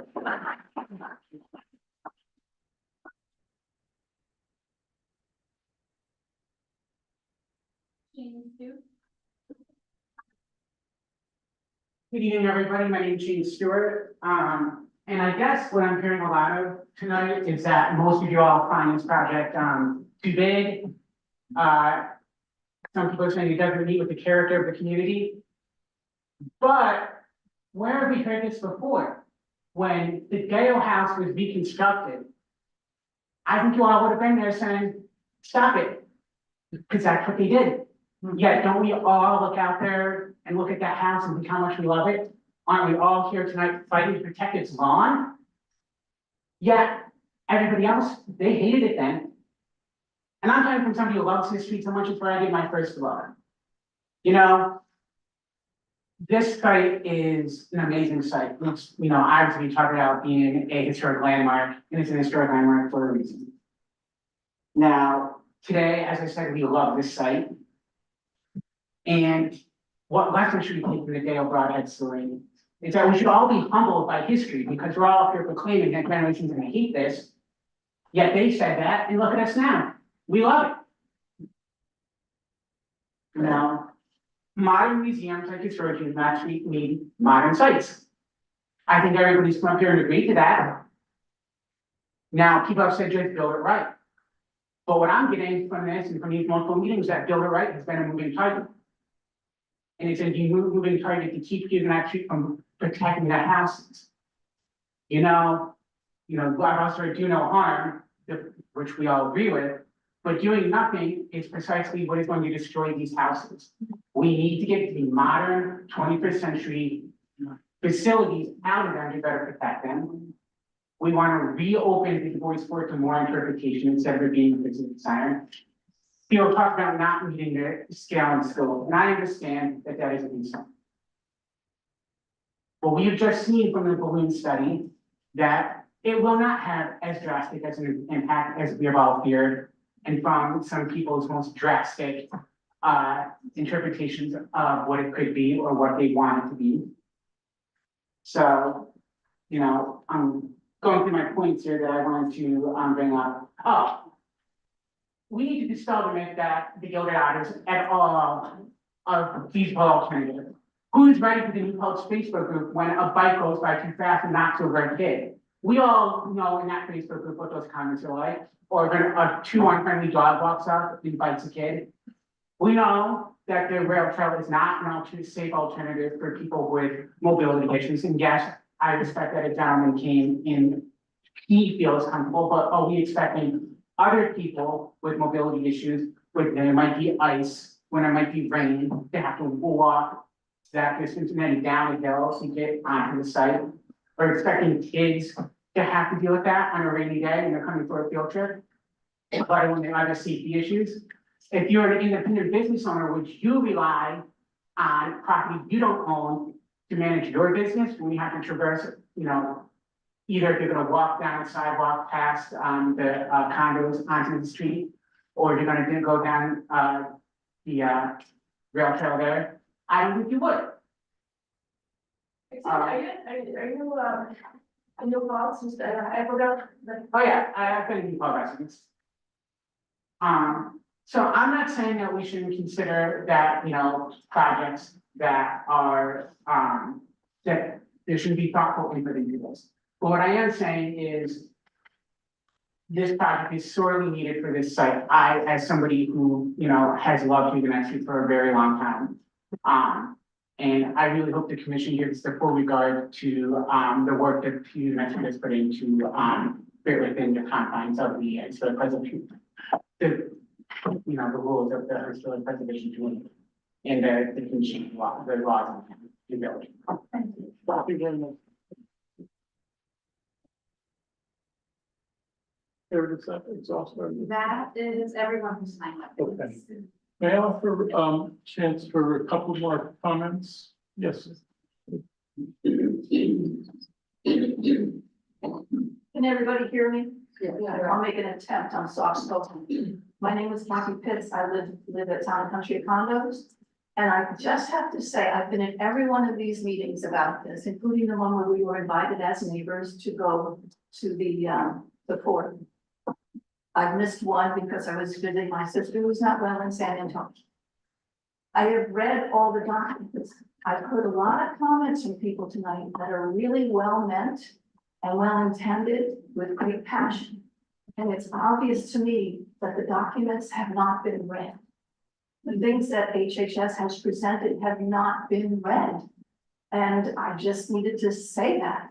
Everybody go to the website, the village website, and read what they have offered to begin with, what their rationale is for every step of this project and every bit of it. And read how they've made concessions to the public concerns. And I still have some, especially about the traffic, because of our entrance on North Front Street, that's all been said. Traffic studies coming, we'll look at that. And I appreciate that they went back to the drawing board and did that traffic study when it was requested by the public. But anyway, please read all the documents before you talk about trees coming down. How many trees are coming down now, can I ask? There's so few now. They've made an effort to have an arborist come, a professional, and examine each tree and only remove trees that are absolutely necessary or pose a risk. And we at Town and Country Condos know what trees can do when they pose a risk. You've probably all heard of it. We had a huge tree come down on one of our buildings and still aren't acting. So anyway, just get all the facts, please, before you bring concerns, because it's just been weeks.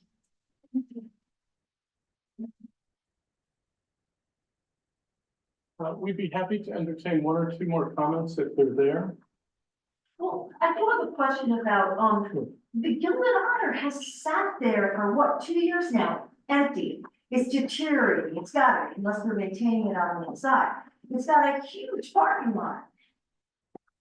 I mean, I'm not saying you rent it from the owners, I'm saying they buy that and renovate it, do it so they can put the artifacts in there, the climate control that they would need. It's got the, I'm sure it's got bathrooms that are ADA, regulated or whatever the term is. It's got a kitchen. Why they need a kitchen in that thing, I have no idea. The one that they want to build, Gilded Otter's got a kitchen. All they gotta do is take those brewing tanks out. I think the same owner will still own it, right? I mean, they want to sell it. Thank you for the It's question. the plumbing's hooked up. It's so thick. This question has come up enough times that I would invite Jason and others to answer it if you wish to. Is there any thought to the Gilded Otter? You're under no obligation to answer it if you don't feel ready. So I have one question. Does Huguenot, do they have any intention of using this building for some other uses? Because the size of this building with the kitchen and the amount of parking, will this be ever used for banquet halls or the visitor center being rented for something else? Because the neighborhood will be in chaos at nighttime. There are wedding parties going on, and that it just needs to have their money. If I could, I'll comment just briefly. Kathy's point, Kathy Pitts was the last speaker. There are a lot of documents up there, including documents provided by Huguenot Street, that answer that question really specifically about what the intended uses are. There are statistics about what past uses have been and even projections about it's hoped for.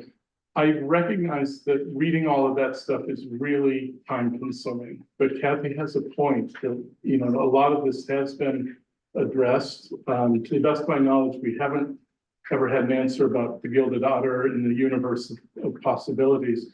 But to answer your question, those answers are in the documentation. So pardon my ignorance, maybe No, you have read it and you can tell me, will that be for other purposes? The projection is a modest growth. A couple of things that I would say, I'm doing this without notes in front of me or the data, but there's no intention to increase it as a venue. The expectation is that modest growth in events, many of which would not be social in character, but educational or professional in character. I think I recall that something like a 2% growth rate was hoped for. But the intent, one thing I remember clearly from the description is the intent is not to make it a venue in a way that's different from the way it's used now. I would certainly invite Historic Huguenot Street to answer that with more authority than I can remember a few minutes. Could we go back to the Gilded Otter question? Is there any wish to answer that question? I'm happy to offer a short answer, and that it is not accessible to our site for visitors who are disabled. The rail trail doesn't allow motorized vehicles. So if you're thinking about a golf cart to bring disabled visitors or what, it's too long a walk for most visitors. For a class of fourth graders, being asked to walk to the site from the restaurant that's off, that is not on our site, not on our property. That is such a surprise to me, that you think that that's an appropriate, location for an orientation center to orient visitors to the experience they're about to have. This process began in 2019 with a master site plan that talked about the need to recognize the heart of the historic site for visitors to grasp what it is they're about to experience. When you come to Historic Huguenot Street now via Broadway Avenue, you do not even know you've arrived at a historic site. You certainly wouldn't have built that. So that to me is a non-starter for an appropriate location to orient visitors. As far as the kitchen that is proposed for the new visitor center is not a commercial kitchen by any stretch of the imagination. It's I'm sorry, yes, it is. It's a catering kitchen. So, No. But say, like. If it has to be inspected by the health inspector, it's a commercial It kitchen. doesn't have to be inspected by the health inspector. Well- We have a catering kitchen in the front now, which is not an appropriate use in the 1705 Fort. So that's why we need to remove a catering kitchen for warming hors d'oeuvres for events. Or for What kind of kids. Folks, please. For as part of their Yes, school folks. experience, that's the purpose of the kitchen. Not We you need- as a banquet hall. We need accessible restrooms on the No, I historic understand. Can site. you answer my Can question? I finish, please? I'm asking a question. The other purpose of having an orientation center on our site so that people can use a restroom. They're gonna have to go back to the Gilded Otter to go to the restroom Yes. in the middle of a restroom meeting. Please. Hey, please stop interrupting her. I'm gonna start having to recognize people if this deteriorates. Lisa, you've got the floor, please. Well, I don't know what else to say. No, Except we've been working on this for many, many years. We have brought in consultants, we've made modifications based on the bulletin point that has been pointed out. We've reduced the number of trees, there are gonna be more trees, native species planted that are being removed from the site. We are leaving the green space the green space is there, that field where the building is going it used to be a candle factory. It was never walkable. It was an overgrown field. It is now a wetland. We've done an environmental study. It's in the submission. We have submitted all reports that have been asked of us. And I don't think anybody even knows what we've submitted. And it's frustrating from our perspective because we've been at this since last July. And we have tried to respond to every request made of us. And that people kind of dismiss it like we made no effort at all. We reduced the parking. I forget what the sheet says, but it was far more significant than was suggested earlier. It's 13. 13 spots. 13 spots. So 13. And It's in your documents. And You should read your documents. Okay, stop. This is not how we're gonna conduct this meeting, please. I'll recognize people if they wish to speak. Let's have no attacks on people or their integrity. That's not productive at all. Please tell if you'd like to finish. I'm gonna recognize Jason and I'm going to recognize Ann Quinn. I'm sorry? Can I get an answer for my question as well, please? Sorry, your question is about the The van? visitor center will be used for events. The size. So I did my best to answer that, but that was from recollection. I'll recognize Jason. yeah, so for all of these questions, every single one of them, other than the Gilded Otter, has been fully addressed in the package. In addition, every single comment throughout the public hearings that we've had, we have documented and provided direct responses to in a written form and submitted them publicly. So not only all of the studies that were done, and not only all of the documentation that lists the events, that lists the amount of people, that lists the reduction in parking. All of those are in those documents and are very different than I said, but they've been there for many, many months. In addition, we have recorded everything down, or Rob and I have taken copious notes. We are going to do the exact same thing. So every question that's come up, we're going to have that as the question, the speaker who asked it, and then form a response that will be written and submitted as part of the record. So we will address every single one, including our, Gilded Otter. Great, thank you. I'm gonna recognize Ann. My Tom, in reference to the Gilded Otter, which is where we began, okay? The Tenement Museum in New York City was listed as one of the top 10 museums in the United States. We've been there numerous times. The visitor center is at least 3 or 4 blocks from the tenements. Many of the people who are going there are senior citizens walking to the tenements, and they have an alternative for people who cannot walk to the tenements. Their visitor center is extraordinary, and it's not anywhere near the tenements that you're visiting. So that is not a prerequisite.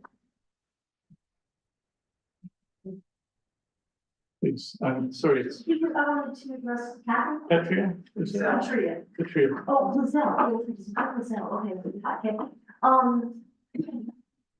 So even if the children were at this visitor center, that is good.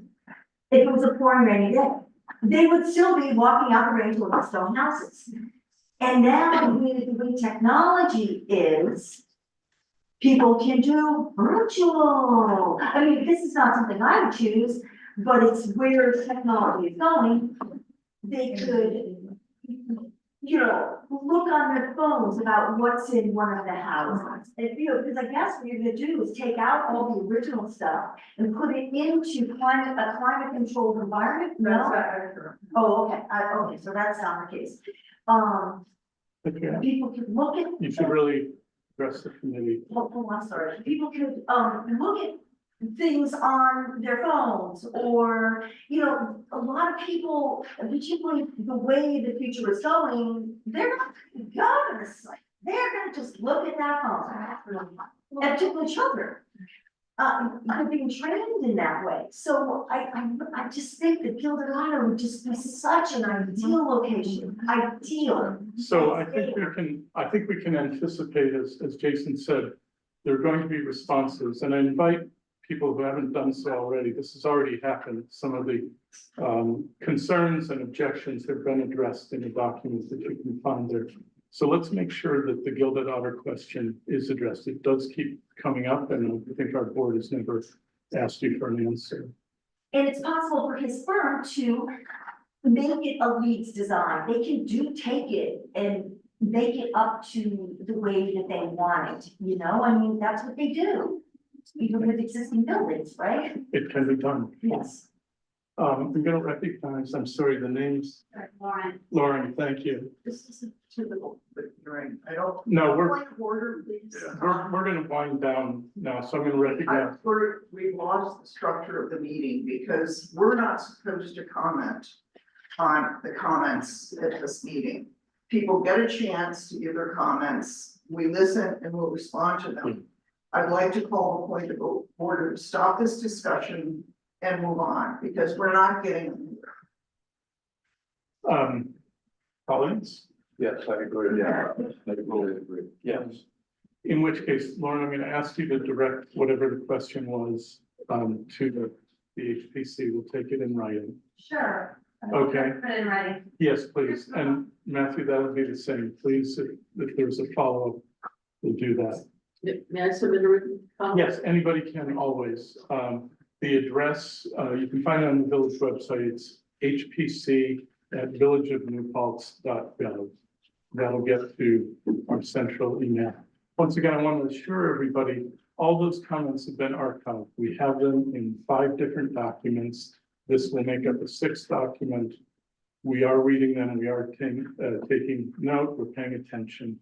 But we also have a meeting to get on with, so. Mr. Chair, may I suggest the board consider closing the public hearing subject to the ability of the public to submit written comments for the next 10 to 14 days? Let's have a discussion, colleagues. I think the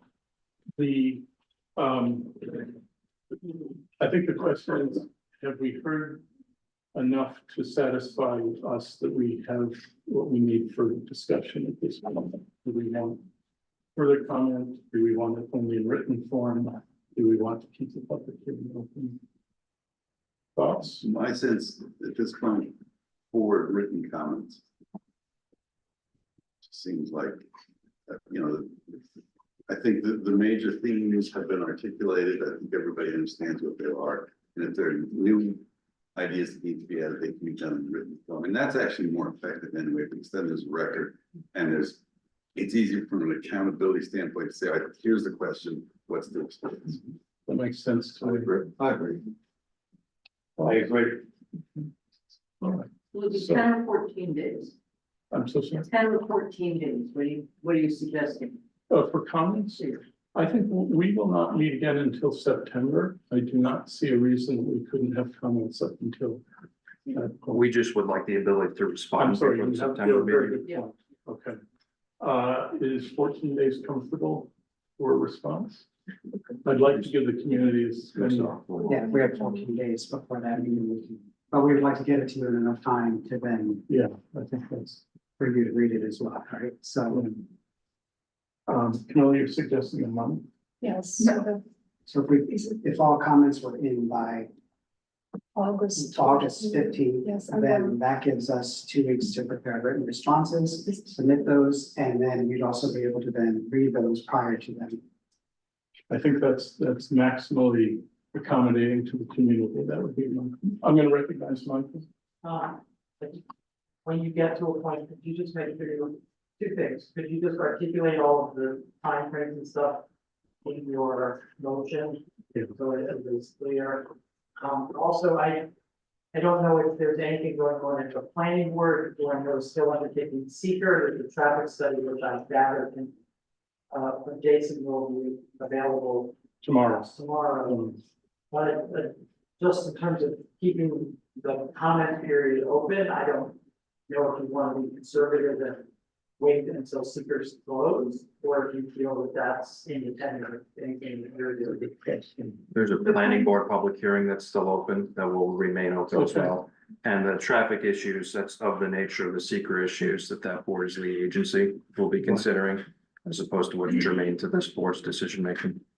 I appreciate that, if I might, but I recognize that HPC has a, both somewhat unique responsibility in the decision-making process, as well as specific expertise that isn't necessarily on the planning board when it comes to decisions around the Department of Interior standards and things like that.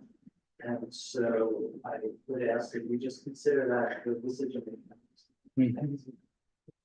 And I'm afraid I don't have any estimate, perhaps one of you do, about when the seeker report will come to us. Last I heard, nobody had an idea. So we are submitting everything else that's been asked of us tomorrow. So that will be going in, and then we're going to be scheduled for the next meeting that's available for us. And at that point, we'll just continue the public hearing, and we'll go through the process of that. At that point, we will have done all the studies. So we have to plan like that. Does experience tell you anything about what the time frame is once fully submitted? There probably won't be the first meeting that we discuss the matter. I would estimate it would take at least 2. May I ask a point of clarification? Sure. Just that, HPC vote on closing. Not yet. We're discussing what to do about written versus oral comments. The nice thing about, well, the one thing would be that they do have a meeting in August. So we'll be attending those meetings as long as they're able to sign the schedule. When do we anticipate the planning board public hearing being closed? Do you have any, I don't know. It's only up to that board. I mean, we've, How long it's only open? this one's been a lot longer. It's either been 1 or 2 meetings, I can't recall. And then, but we were asked to do the traffic study and also research some legal items, so we did that. And that's part of this entire package that's coming back as well as the business study. So now everybody gets qualified as that package. At that point, we will have provided everything that has been asked of us up to this point. So Jerry, I don't think we know. I think we're just, you don't know. It may be, and this is the new talking. The issues before this commissioner are a subset of the overall issues. So I think closing the public hearing for this commission prior to the planning board is not necessarily, I mean, I think that's conceivable, because the range of issues that we have to deal with are less than what the planning board is dealing with. And I would guess that most of the information that we need to make, decisions we need to make, that, you know, has already been completed, with the exception maybe of the traffic study, maybe. I would also add, as we think about when to close public hearing, almost nobody spoke in response to the balloon study. Out of, I think it was 19 registered comments, I think maybe 2 or 3 made any reference. So I'm not sure that we're getting a lot of new information at this point, which is not to say that written comments wouldn't be helpful. So I'm tending to the view that you expressed, you know, that maybe August 15th is a good cutoff date that gives ample time for the applicants to respond. That presumes that we share those public comments with you by August 15th, which we can do. Sarah, will you be able to do that? By August 15th. If comments are closed? Closed on the 15th, Yeah, so within a day or 2. because I'm going away like right. That's what I was wondering. What is your departure date? The double check, I think. This is August after all, everybody, so. Up to this point, I think these have all been sort of forwarded in pieces tonight, and then like sort of 7, 8 days. Yeah, no, we've got a pretty good system of collecting them. It's not a massive. And we could also do the first week of August. Like August First week of August, that gives plenty of time to comment. Yeah, August 10th is a Monday, the 12th is a Wednesday, the 14th. That would be better for me. Or like even like the 12th, like that Wednesday is fine. Will you have time to compile? I mean, you could If I be do compiling. that, also I'm actually leaving the 15th, so 12th would be. That seems practical to me. There you go, I'll recognize.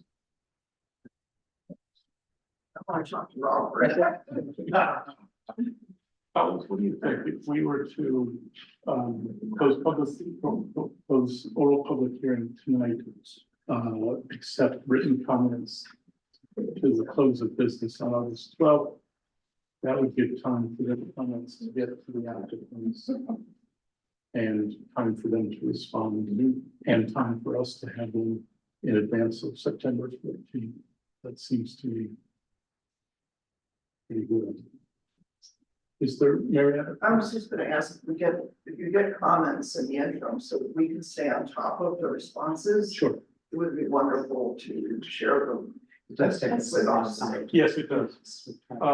Is that agreeable to everyone on a kind of rolling basis, those comments, as they come to you? You all have the 5 appendices, I We give them, yes, but the ones that came in today, I can send you the update. Could we do that just every week? Yes, the 5th appendix closed at 4 o'clock today, and I think it had 3 comments in it. It had 3 that were up until 4 o'clock and then 2 more came in after. Okay, so let's open up the 6th Yeah, appendix that will start after that deadline. And is that agreeable to everyone? If they would just be sort of forwarded out on a rolling basis, I think that's very good. So I'm gonna entertain a motion to close public hearing at our meetings. Remain open to written comments through the close of business August 12th. With the understanding that comments as they come in will be forwarded to the applicants in a reasonably timely way, which is not to say the same day, but in sort of batch. And that we will resume our discussion of HP 25, I should know it by heart, 2507 on September 14th in light of those comments and anything else we might discuss. So moved. Moved by Fairweather. I second. All those in favor? Okay, so that's unanimous. Let's review where we are. We have closed oral public comments as of now. We will remain open to written comments that can be either physically dropped off at Village Hall or better sent to HPC at HPC at villageofnewpaltz.gov through the 12th of August, 5 p.m. close of business. And we will resume discussion of this application September 14th. And that's been voted on, so that's just by way of review. I didn't hear what you said on September 14th. Will we be on the agenda for the 14th? Certainly the topic will, and I would hope that you'd be present. I think. Can I ask a question? I actually don't know about people's availability on September 14th, so before we lock into that. I'm not. Shane, are you clear on September 14th? That's our regularly scheduled meeting. Yeah, should be, yeah. Okay, so that's 2, Peter, yeah, 3. Okay, we've got 4. So September 14th, yes, Mary, that's me. Do people understand that all the work we put into these, answering these public comments is online? Every meeting, this says 8 pages from the last meeting, there's detailed responses to what everybody asked about. I don't, are people reading them? I'm just curious. Kathy Pitts thinks not. And I just want to underscore, I guess, 2 things just in closing. One is, Kathy, you're quite right to encourage people to do this.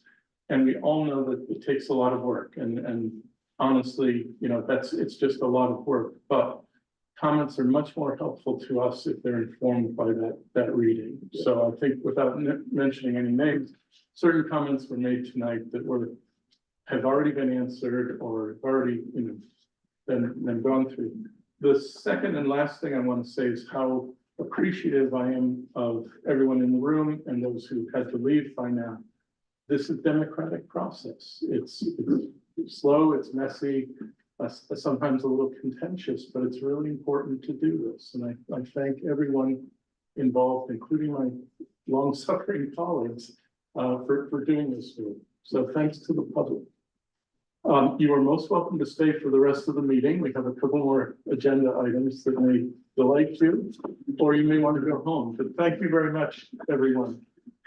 Thank you. Thank you very much. Thank you. I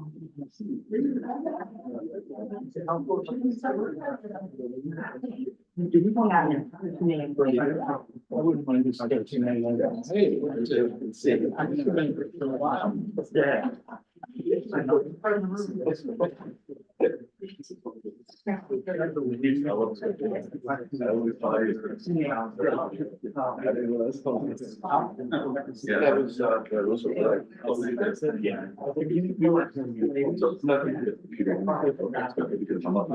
I mean, in some cases.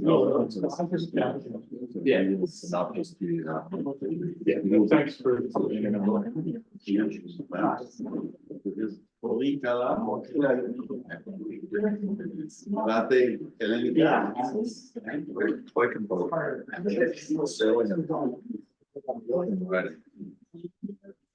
Jason, thank you very much. See you in a couple of months. And Michael, thank you very much.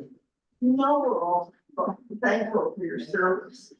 I don't feel I need to say it every meeting. You don't have to say it. That's what we do. But I'm very thankful to my colleagues for doing it. It's a lot of work for us too. It's all, you know, and for the community, I mean, to read the material that's up there, it's not a. Not that I don't know how old it's been. I don't know either. I don't know.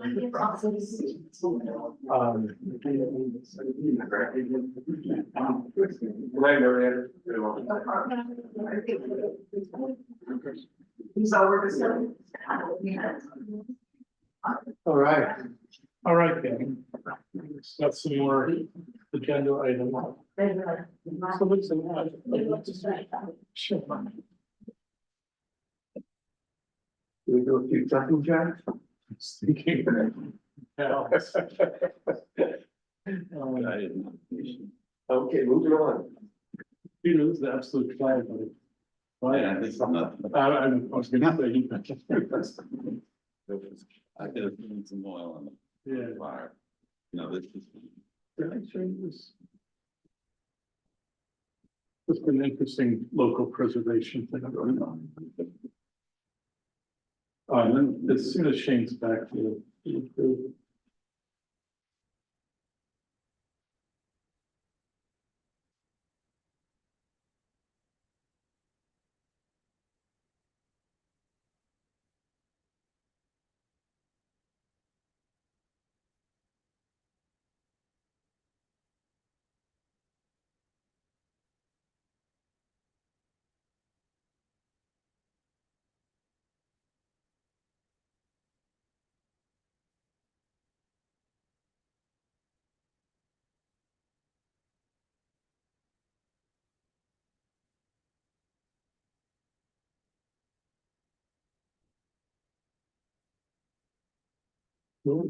Interesting. Yeah. George knows the developers. You said you stayed at one of their. Yeah. Do you want this way? No, we don't, I read it. Okay. Do you wanna, keep it to read? Sure. 43 churches. Was the kind of that. I don't know if the members are clear. Is Mr. Bradford in the audience? Let's have you come up. Thank you for your patience. I think we communicated that this is gonna be a long, quite a meeting. Energized, that's interesting. Yes, please do. Sir, could you please pull up the BRB 2602? We're just waiting for one of our members to come back from the rest.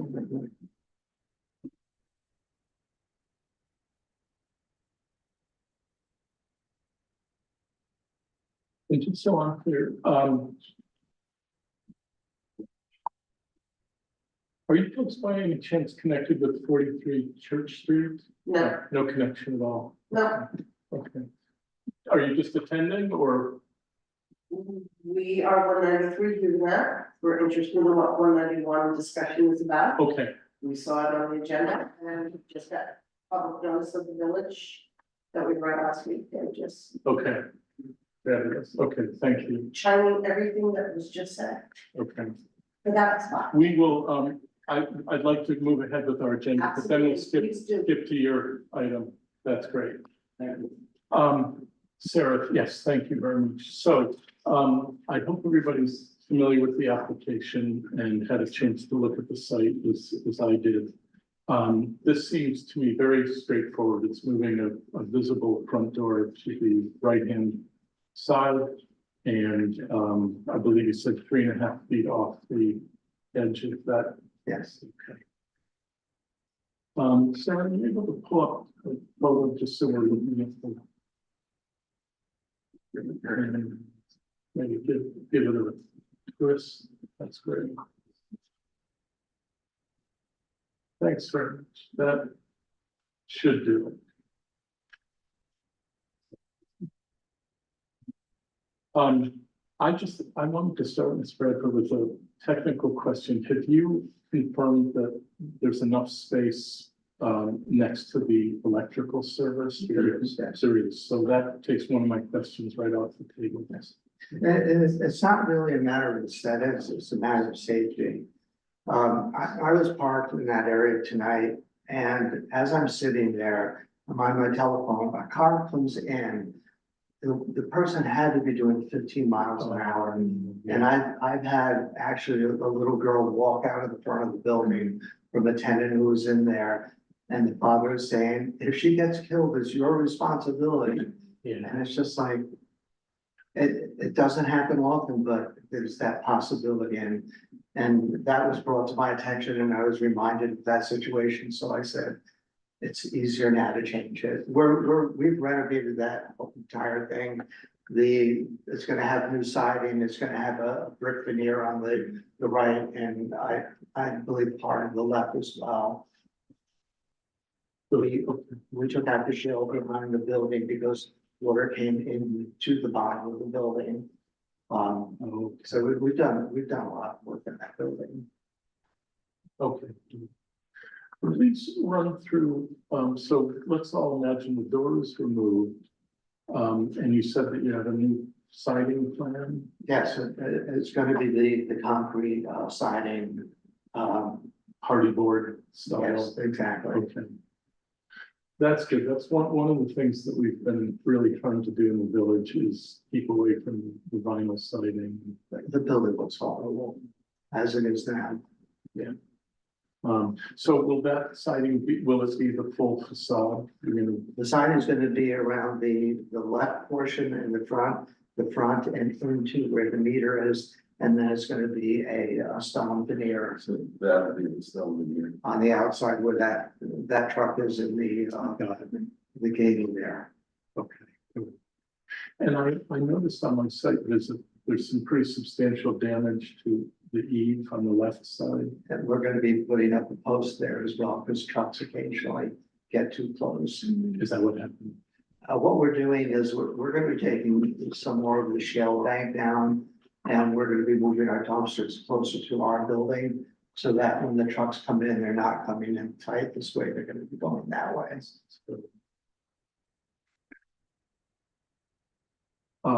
Those were my two, maybe three concerns, that this is an opportunity to fix that. Oh, yeah. Yeah. Your building inspector now, I've been in this community for 53 years, you know, as a business person. And he's probably the toughest building inspector I've ever seen and the best building inspector I've ever seen. That man knows everything. His knowledge, it's mind blowing. And I'm in construction. I own Bacchus also. I opened that when I was 23. And I've been doing this all my life. So I applaud the selection of your building inspector. Oh, thank you. He came with experience. So just to recap, I'll say my bit and then hand it over to colleagues. I was concerned that you can legally get a door in there. It sounds like that box has been ticked. I was concerned about the siding, so we're gonna have matching hardy board siding, but then gives way to brick face. Yes. Where it's currently, that's great, and then the repair. Very satisfactory to me. Just a question, so this door will no longer be in use? No, that will be siding. So that'll just be completely covered with the siding? Yeah, it'll be siding straight across. So I no wish to have a window there. I will not put a window there. It's not necessary. And the door will have a window on. I'm not gonna use that door. I'm gonna use a brand new door. You know, for the side, that door has seen better days. Peter, was there a follow-up question? No. It's just, I think I'm on board with everything you're describing, but I just feel like we need, even if it's hand drawn like a plan, we need some elevations to kind of, to describe this, to see what it's gonna look like. I mean, I think everything you described sounds fine, but I mean, I feel like even though this isn't a huge amount of work, we need elevations to, as just even like almost like a contract document to kind of, to list what's being improved and just to kind of clarify what the scope of work is. Because everything you just talked about, well, a lot of it's not really in the application, so without any kind of, elevations to refer to, it's kind of all just you know, we're just talking about in the meeting. I think we need, even if it's just two elevations, the front elevation, the side elevation with I work can being tell you done, exactly, I can tell you. just being hand drawn, and you don't have to hire an architect, but I just feel like that's necessary, and for all projects where there's, you know, there's a decent amount of work. The elevation On on the the exterior wall. side, the elevation on the side is 7 inches. The elevation on the front is about 19 inches. So I mean, like drawing, like, you know, the elevation drawings, like front on elevations, you know, like, you know what I mean, like an elevation as in like a type of drawing where you see the wall grade on, drawn to scale, you know, it could, At the distance from the. yeah, it could, again, it could be hand drawn. I can do that. Shane, Or do you understand? So, oh, yeah. what do you guys think? Cause we need to have it documented. yeah, I mean, it could be hand drawn, but I just think it's kind of a requirement just to make sure that we're all on the same page. I think You know, a about simple what's way being to do it is if you take that front elevation and then you mark off everything that you plan on doing there. Exactly, The brand of the siding, the color of the siding, exactly. then it's a cut sheet on the door for the side. And I mean, just that we know what's going on. Like we require for every For every application, and what are you doing on the overhangs? You know, Yeah, I'm not trying to create more work, it's just, Yeah, it's very kind of a simple. standard for what we need. Yeah. And I'm not sure the exact location of the door as well, because Ex- right yeah, now we ex- don't know that. exactly.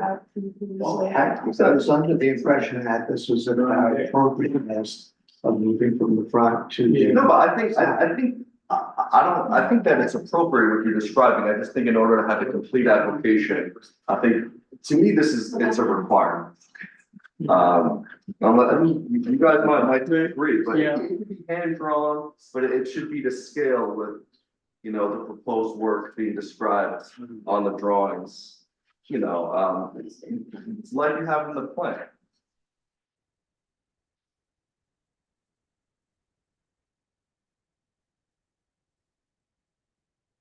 I mean, it's not a huge building, again, I'm not trying to create unnecessary work, I just think in terms of like having a complete application, I think. You know, I think Shane's certainly got a point. This came to us from the building department. They may have made the judgment that drawings weren't necessary, but it is true, we kind of don't know exactly what we're approving.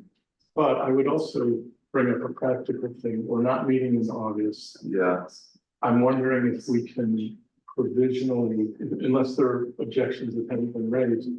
I think everybody feels this is an improvement. We can perhaps approve something pending satisfactory drawings that document what you're actually doing. As George was saying, a simple drawing that points to the siding, gives us the brand, the reveal, what you're doing with doors and windows. I think that would be sufficient. Or maybe annotated photos, maybe? Even that would be fine. That might be easier, like a head-on photo, you already have the photos, maybe just write on the photos. that's right. You know, like this door to be, Yeah. you know, sealed up with siding, this way it's very clear the scope of work because. I can give you an architectural drawing, I have that. Okay, even Yeah, I better, think that- even better. Not even better, I just, cause not everything that we discuss is listed in the application, and I just think in order to have a complete application, like that information needs to be listed somewhere, whether it's annotated photos, elevations, you know, this way, you know, there's no confusion as to what was, you know, in the application. And just a question now, because if the commission isn't meeting until September and they're submitted, the renderings are submitted, is there a way to get that application completed before the September meeting? Yeah, that's what I'm thinking. Like, you know, give it to Mike Baden to, Yeah, well, I think it would have to come to us and we'd be satisfied, and we'd have to be satisfied that it's what we wanted. But again, this is design review. Our role is advisory to the building department. So we're not doing HPC work. okay, yeah, so then just get those renderings. To me, to mine. Yeah. And And then, you've got drawing skills. This is not going to take very long. We really just, I think whoever suggested just a photograph with arrows. With notes on it. I'll give you an actual drawing. Okay. And I'll show you the siding and measurements and. That sounds We're great. gonna show you the side of the building and I'll also submit a sample of the veneer. Perfect. Sounds good. That would be great, thank you. Okay. Because I think, besides that, the application was complete, but Yeah, I think we need that. yeah, it would have been good if that had been asked, and I didn't really catch it coming in that kind of week. People, do you have any questions or something? Well, I think we touched on that, I was thinking about it as well. Especially there. If I were to submit the necessary drawings that you're requiring within 2 days, would I possibly be able to begin work on it soon? Yeah, that's my hope, but I would feel bad hanging you up for 2 months. Because we don't Yeah. have, it's just. Sure. What about it, is it possible for them to submit it and a couple of us to look at it? Yeah. Maybe Sean and I could look at it Yeah. and just make sure it's okay, everything that we needed and Yeah. we could let it go ahead. Or even like a detailed written description of, you know, this wall. Yeah, Do we need a motion for that? Yeah, for that to happen, we need to agree that I that's, think that would be this way we could, you know, hold them up. Yeah. I think that's sort of, I do appreciate that. yeah, no, we have our meeting scheduled. I was just gonna raise You one, could also, it could be a special meeting too, but I could, but I don't think we need it. This is- we're all in sync here. I was just gonna add one thing, when you told that story about the little girl almost getting clocked by a car. Would it make sense to have a bollard or two in front of the building with heavy planter? No. It's the side parking that's gonna be designated for whoever is renting the building and the one. Tenants only. And there's gonna be a delineation, by markings on the ground. And the tenants that are on the property, Lush, and the tenants that rent up above, they know exactly where they should not park. Okay. And as do their employees. And Bacchus customers don't drift over, because, No, Bacchus goes in the front. We actually have 30 parking spaces there. oh, wow, okay. And actually it's 27, we'll have 3 more in 2 weeks. So the entire purchase of that property was for parking. And it's utilized very nicely for us. I don't see this as problematic at all. I think it's a good idea to get specifics. So how about a motion to approve as submitted pending satisfactory drawings that identify doors, windows, siding, and any other trim elements that might be changing? To be approved by. Yeah, and that we would commission George and Shane to kind of act as our proxies. Or even add annotated photos, Google drawings too, I think would be fine. Just because like the scope of the stone veneer is not described in the application. Yeah. But we discussed it. Yeah. Peter's question about the door, I had the same question. I mean, I assume that that's what would happen with the door, but it's not spelled out in the application or on the drawing, so. Just in terms of for completeness. So we clarify what the motion is. So moved. Yeah, sorry. Do you have the motion recorded? well, who moved it, so. Nobody's moved yet, Nobody's moved anything yet, yeah. but Stephen's moving now. Even moved, okay. Is there a second? Change. James? All those in favor? All right. Okay. So unanimous. That sounds great. Thank you for your patience. You've kept your very long first part of the meeting. The one thing that wasn't discussed, why doesn't the community buy the property and buy her out of her position? And keep it the way it is and enjoy it?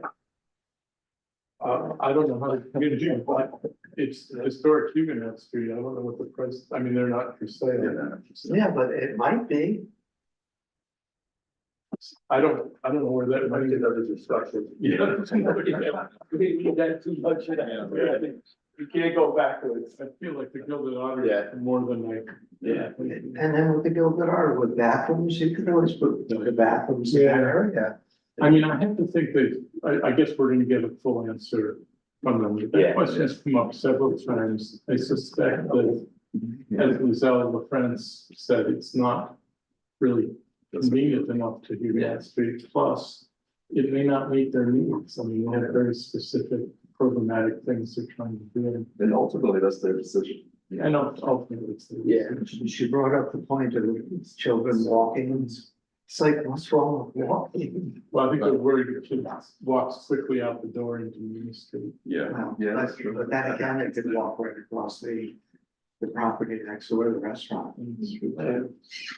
Anyway, All right. so let's, we have approval pending those drawings, or as Shane said, an annotated photo, we would do fine if you find that easier. Drawings would be great. Okay, thank you so much. We'll work quickly on it, and I do appreciate it, and thank you for your. Thank you. thank you very much. Good night.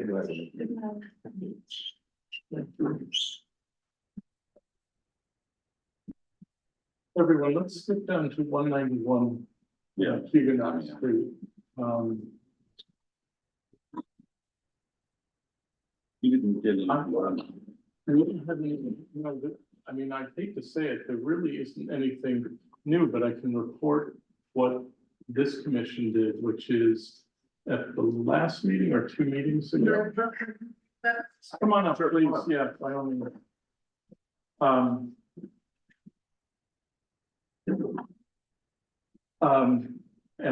trying to remember if it was last meeting or the main meeting.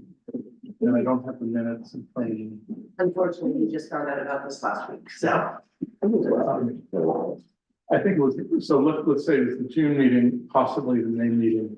The applicant came to us with the request for a 3 lot subdivision. We had a pretty extensive conversation about it. And the recommendation that we set forward was that a 2 lot subdivision with larger lots was more appropriate to the neighborhood and especially to the house that he lives in. So that's where we are. I can say only that I did see that his application. That was your recommendation? It was our recommendation, and that was sent to him as well as to the building department, planning board. I did see that it's before the planning board, it was still listed as a 3 lot subdivision application. Yeah, you were there on Monday. Okay, you might know more than I do. Well, I don't know, I came back just for that meeting because we just saw the post on it. So it was just publicly posted. So we're now trying to follow up on everything we can. You might. Being Huguenots, Tommy has lived there all his life in that stone house. We live in the Red Barn that was subdivided as existing structures after his father passed. So we were very personal. Yeah. You know, heartfelt, but it goes beyond that. It's, as we were all hearing, this preservation of open space. We have 2 huge open spaces next to us on both sides, the farm, the Jewett farm and the other, Seal State farm there. That have $450,000 they spent just to preserve those, what is it, 100 acre and 88 acres, and the thought of this little tiny lot being built up just kind of surprised me, as well as the historic, you know, we're trying to preserve all that historic. It's a national registered building. Those stone walls are part of it. You know, not sure how he's gonna get No, I that. don't think the stone walls would be affected. Really? There was, I'm trying to remember. And the cemetery in the back? I don't know what happens with that. Did not come up. Yeah. So when was your subdivision? When did that application happen? For your barn? 20, God, now you're gonna really hurt my brain. 2021? Yeah, it's within very recent memory. Yeah, and it was existing buildings. Yeah. So it's the Red Barn and the house itself. 2021, wall. So you may be more up to date than we are. Okay. At the planning board meeting, did they invite public comment? Yes, they did. And did you comment? Yes, I did, Okay. as well as Kip Wilbur. Okay, and So- if you came to this meeting, It wasn't, the internet wasn't on last Online, night, yeah. so I submitted my paperwork, which I had written to the planning board, I didn't realize this was tonight, I would love to have read it. So that you knew how I felt about it, but I'm probably a little bit late to the party. Well, Yeah. I'm sorry about that. It is, you know, I had to prepare a whole big thing, and I just. Yeah, I mean, we were nothing about it from here. Have they closed the public hearing? No, Okay, no, so it's what still I, open on public hearing, but, On 191. yeah, yeah, at the meeting, I mean, there was no, like I said, there was no internet, there was, the electric was out, it was a problem. oh, of course, yes, right. Yes, Wi-Fi was down, so all of that was down, we were there, I mean, we were there, however, I didn't realize that this preservation group met before and already had given your recommendation, so we're late to the whole party. Yeah, so, why did that happen? Because we were asked in a consultative way, right? So we sent a recommendation and not a ruling. Right. Our recommendation should be part of the public record for that application at the planning board. So if you go into the unique allowed site, you should, that letter should be there. I don't have a copy right in front of me, but that was the essence of it was we heard a number of comments from neighbors. I don't remember how many, but half a dozen or 10 comments. We had a discussion with That didn't have to be posted as a public for here. because it was consultation. That's the best I can. Gotcha. That's the best I can say. Okay. But, if you have objections, I guess it's encouraging because the public hearing is still open and you can make your views Oh, yeah, no, heard we've already. right did it. right made them. alongside our recommendation. Okay. Our brief was pretty narrow. The question was there a negative historical architectural impact? And we felt that a 2-lot subdivision, particularly with the lots quite a ways off Huguenot Street, looked a lot better than a 3-lot. 2 lots including existing lots, so This lot would be one additional lot, right? No, Two additional lots. 2 additional instead of 3 additional lots. No. I don't think so. Oh, maybe it was. I don't know what was the initial ones. I only saw what was posted. Yes, I'm sorry, 2-lot subdivision with the larger lot. That's right. Yeah, so one, so Yeah. 2 lots of which one is existing. You know, which would just. Right, which So the was one initially being broken up in. Into 2. Which is what he was still, I guess, at the last meeting. Yes. But it's in the planning board's hands. It really is. I mean, that's, and I'm, Because that's what we didn't understand, so I apologize, I don't know what you guys. no apology We needed. thought we were here for this, and like I said, we just found out, about it, so it was not on, okay. But I I hope it was entertaining to me. Huh? I said, I hope you were at least entertained to me. Well, we're all on the street too, so, Yeah. yeah, I mean, just surprising, okay. Can I just get your names for the minutes? Sure, Heidi Hasbrook and Tom Hasbrook. Okay, thank you. Yeah. Chip Rubin. Yeah, and so is this still open for public comment, even though I'm late to the party? Or is it not really? Not at this point, but I would really encourage you to make your views. Yeah, we did. At the plan. We. And if there public hearings. The biggest problem with our views at the planning board was it wasn't fair because the internet was down.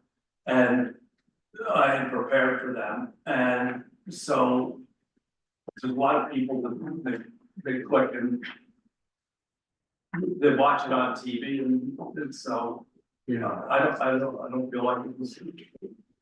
No, but you submitted yours. I submitted. Right, so they have, thank you. But if it's still open, I don't think that there's any reason you can't They go didn't, back. they didn't say they closed it down. Okay, Beautiful. Thank you. thank you very much. Yeah. Thanks. I'm sorry you had to sit here so long. That's all right. We're quite. Okay, thank you. Boy, we still have some work to go. Let's go through the quick stuff really quickly. Stephen, do you have anything from Huguenots? I said last month or the month before, I reported that 124 have been stated doing some work on it. They've actually completed all the work. The fortress railings are all replaced. The building was painted. They replaced the front door, they replaced the front steps, and it all looks pretty good. Yeah, it does, and it's all repair and replace, Yeah. like for like. I mean, all but one tenant left, so they're getting new tenants, so one person was allowed to stay.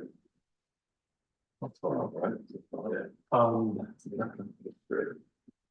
Very quickly, at 174 Huguenot Street, there was a question that came to me about air conditioner condenser replacement. I asked a series of questions about whether it was different in any way. It's just like they need a new condenser in the same spot. So I was trying to figure out if they were going to move the mini splits, and they're not.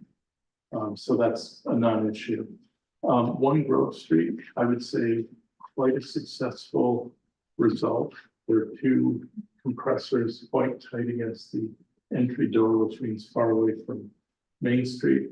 I wrote to the person, Daniel, who came and presented, and he agreed that our original plan, which I think was to discuss this by September 30th. So the intention is to come to the September meeting with some ideas for mitigation. Honestly, we might need less than we thought. I'm glad we didn't settle in on a mitigation plan before actually seeing it.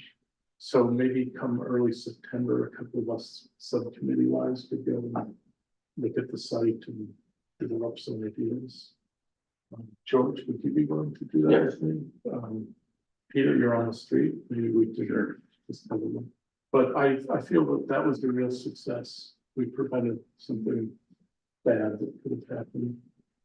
43 Church Street, interesting. Stephen's got a picture of that building. This is a Jacob Winthrop home? Yeah, and it is for sale. With a few. That is a asset shape. And we've had I had 2 separate queries from real estate agents on behalf of, I don't know if it's the same client or 2 different clients, both interested in what the Historic Preservation Commission would want, or what the limits of what they can do would be. And I sent all encouragement that we would help them. And I think assured them that nothing has to be done, but if they're doing something, that they need to see it. Looks like they're down to the studs in some of the. Yes, sure does. So that's why it's $299, not something else. So I think, that could be on our radar screen pretty soon. Peter, you're back from that wonderful preservation conference in Vermont. Yeah, well, just real quickly, the nice thing about it, well, I do all my professional work in Vermont. Very impressed with the folks that are involved in downtown revitalization, historic preservation. Talked to the head of the Preservation Trust there about the idea of opening the conference to folks from out of state, because Vermont being Vermont, it's all about small towns. And so all the examples are small town examples, which are really relevant. He indicated that the regional group, the New England group of the historic preservation agencies, is going to be meeting probably sometimes this month, and to discuss the idea of doing like a regional conference, which would include New York and New England. Again, focusing on their fairly, which is small towns. And I think that could be useful, just because, not having to deal with what's going on in Syracuse, Rochester, Binghamton, whatever.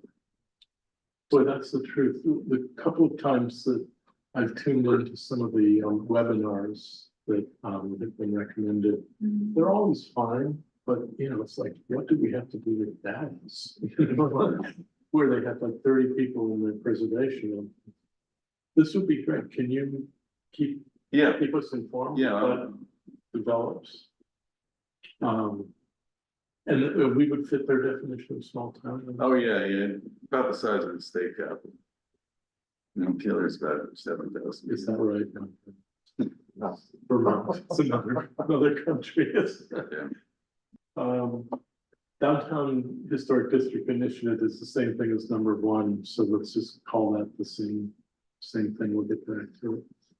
Nothing on the village code changes. That really has just been tabled in light of other pressing things.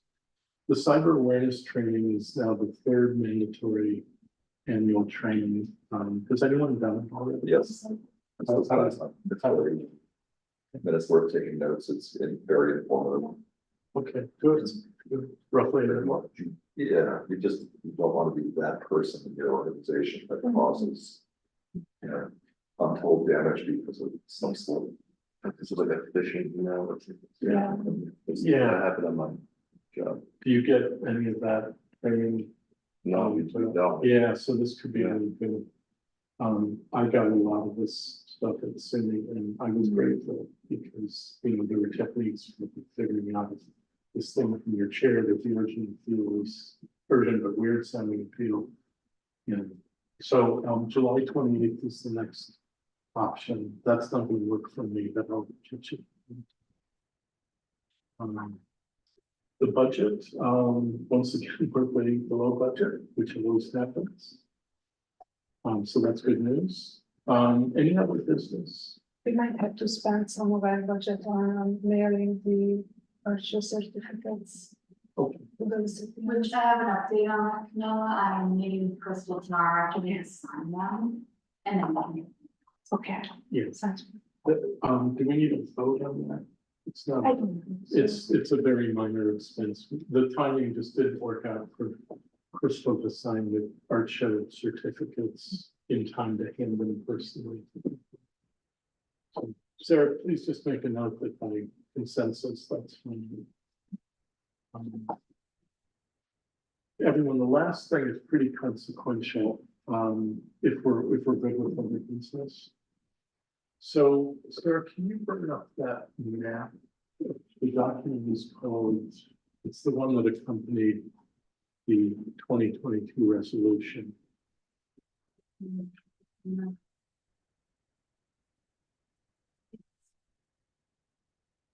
That's the resolution. Oh, it was not this one. Yeah, you could keep that, second page. No. It's a Oh, this one? We've all stopped. yeah, I believe that's, yeah, that's it. So, a little bit of background going back to actually 2028 when we made this application. In 2009, the district that you see outlined in black was accepted as a state and national register district. I don't know how many millions of times I've said this to the public. That's great, but it doesn't offer any local protections at all. So it's just an honorific. Then in 2022, Sarah, if you could just go down, we started talking about making that zone actually go up. Probably that's the most useful one to look at least for the bird's eye view. So we started talking about what do you do with the downtown that has this honorific at the state and national level, but people can tear down buildings, people can do whatever they want as long as it conforms to code. Because at this point, we didn't even have a design review board to deal with things like the one we just dealt with on South Chestnut. So in the conversation that happened prior to 2022, this is the district that we ultimately came up with. It's basically the same. In a minute, I can show you where it differs. It's basically the same with the addition of Wertz and Elting, and it captures Hasbrook Park, which in many cases, government property wouldn't apply. And then it captures Plattekill up to Hasbrook Street. So it basically just kind of widens the lower part up to the village line. So all of Main Street up to the village line, plus those streets to the south. And otherwise, Sarah, if you could go up one document, I think it's 1, 2, keep going. That is probably the best illustration. The black line is the state and national, and the red line indicates the expanded district. So we see Wertz added, you see Elting added, you see the park, and a little bit of Plattekill, and then Main Street out to the town border. So the history continues. This was proposed by us in 2022. number of meetings with the village board. They eventually approved it. And then, if you remember 2022, we were still in COVID circumstances. There really wasn't a robust kind of public hearing about it. And the mayor got really worried that the notification we did, like the notice of public hearings, wasn't adequate, and felt at the time, and I don't know if this is true, but felt at the time that we should have been sending letters to all of the property owners in this district, inviting them to comment. And so the lack of personnel skitters about whether we had done it right, led to the decision to just table it. So like on the books, we have this protection district, but in practice, it's not happening. And so fast forward to last month, Alex, the mayor, got in touch and said we should really revive this thing. And I agreed. I went to the village board, presented this whole thing that I just told you, and asked for them to ratify that 2022 resolution. I asked them to think about ratifying it. She came back with the idea that we should ratify it first, send it back up to them, and they're, I think, pretty eager to act on it. So that's where we are.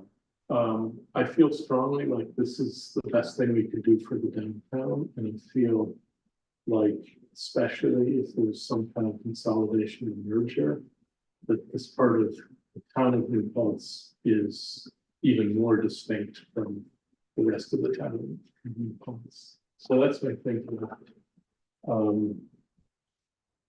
The only hiccup, Sarah, if you could pull up the resolution. The only document, the only resolution document that I could find doesn't mention LT. So I, And I don't know why. Yeah, it's a word document. let me go over it, it's a word doc. Yeah. Try. Stephen's got it. I got it.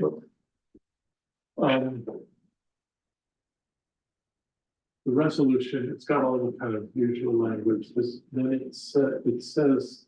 The prohibition of the full length of Worts Avenue and the full length of Main Street. And As the the village, but it doesn't mention. And it doesn't mention Alton. Oh, sorry. And Plattekill, I guess, yeah. So I would suggest that we make that clear and we'll make reference to this now.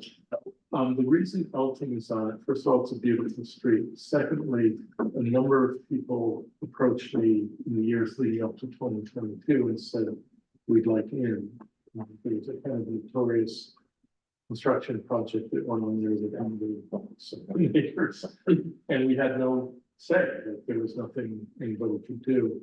So I think we would have the support of most people on Elton. And I don't know quite so much what people would say about that section about it. I know what Bill Rhodes would say. At number 34, he'd be in favor of it, but.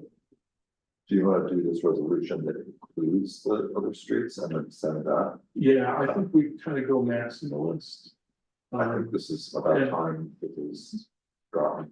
This is dealt with here. Yeah, And my question is about public awareness and, because this is a big change. it's a big change. I mean, it's. And I don't think it's appropriate to make the change without some opportunity for people to weigh in. Right.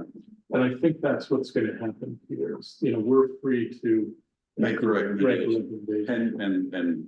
and tell the village that as part of the approval process, they should probably do that. Yeah, Opportunity. no, there've already been emails with the village attorney, like we gotta figure out what that process is. I will say that I wrote to the SHPO office saying, we think we might have gotten this wrong. What do we do? What do you guys need? And they just said, do what's in your code.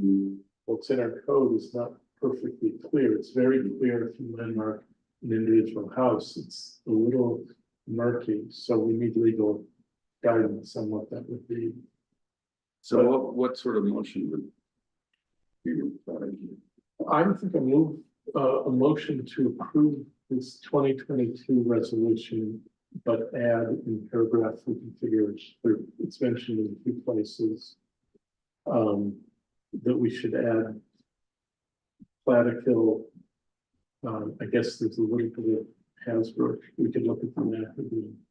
And Elton. I'm sorry, I do think about it.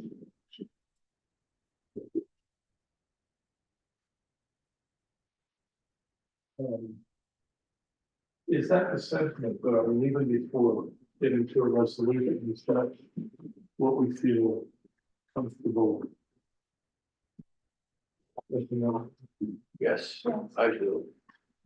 I think you live on words, what do you?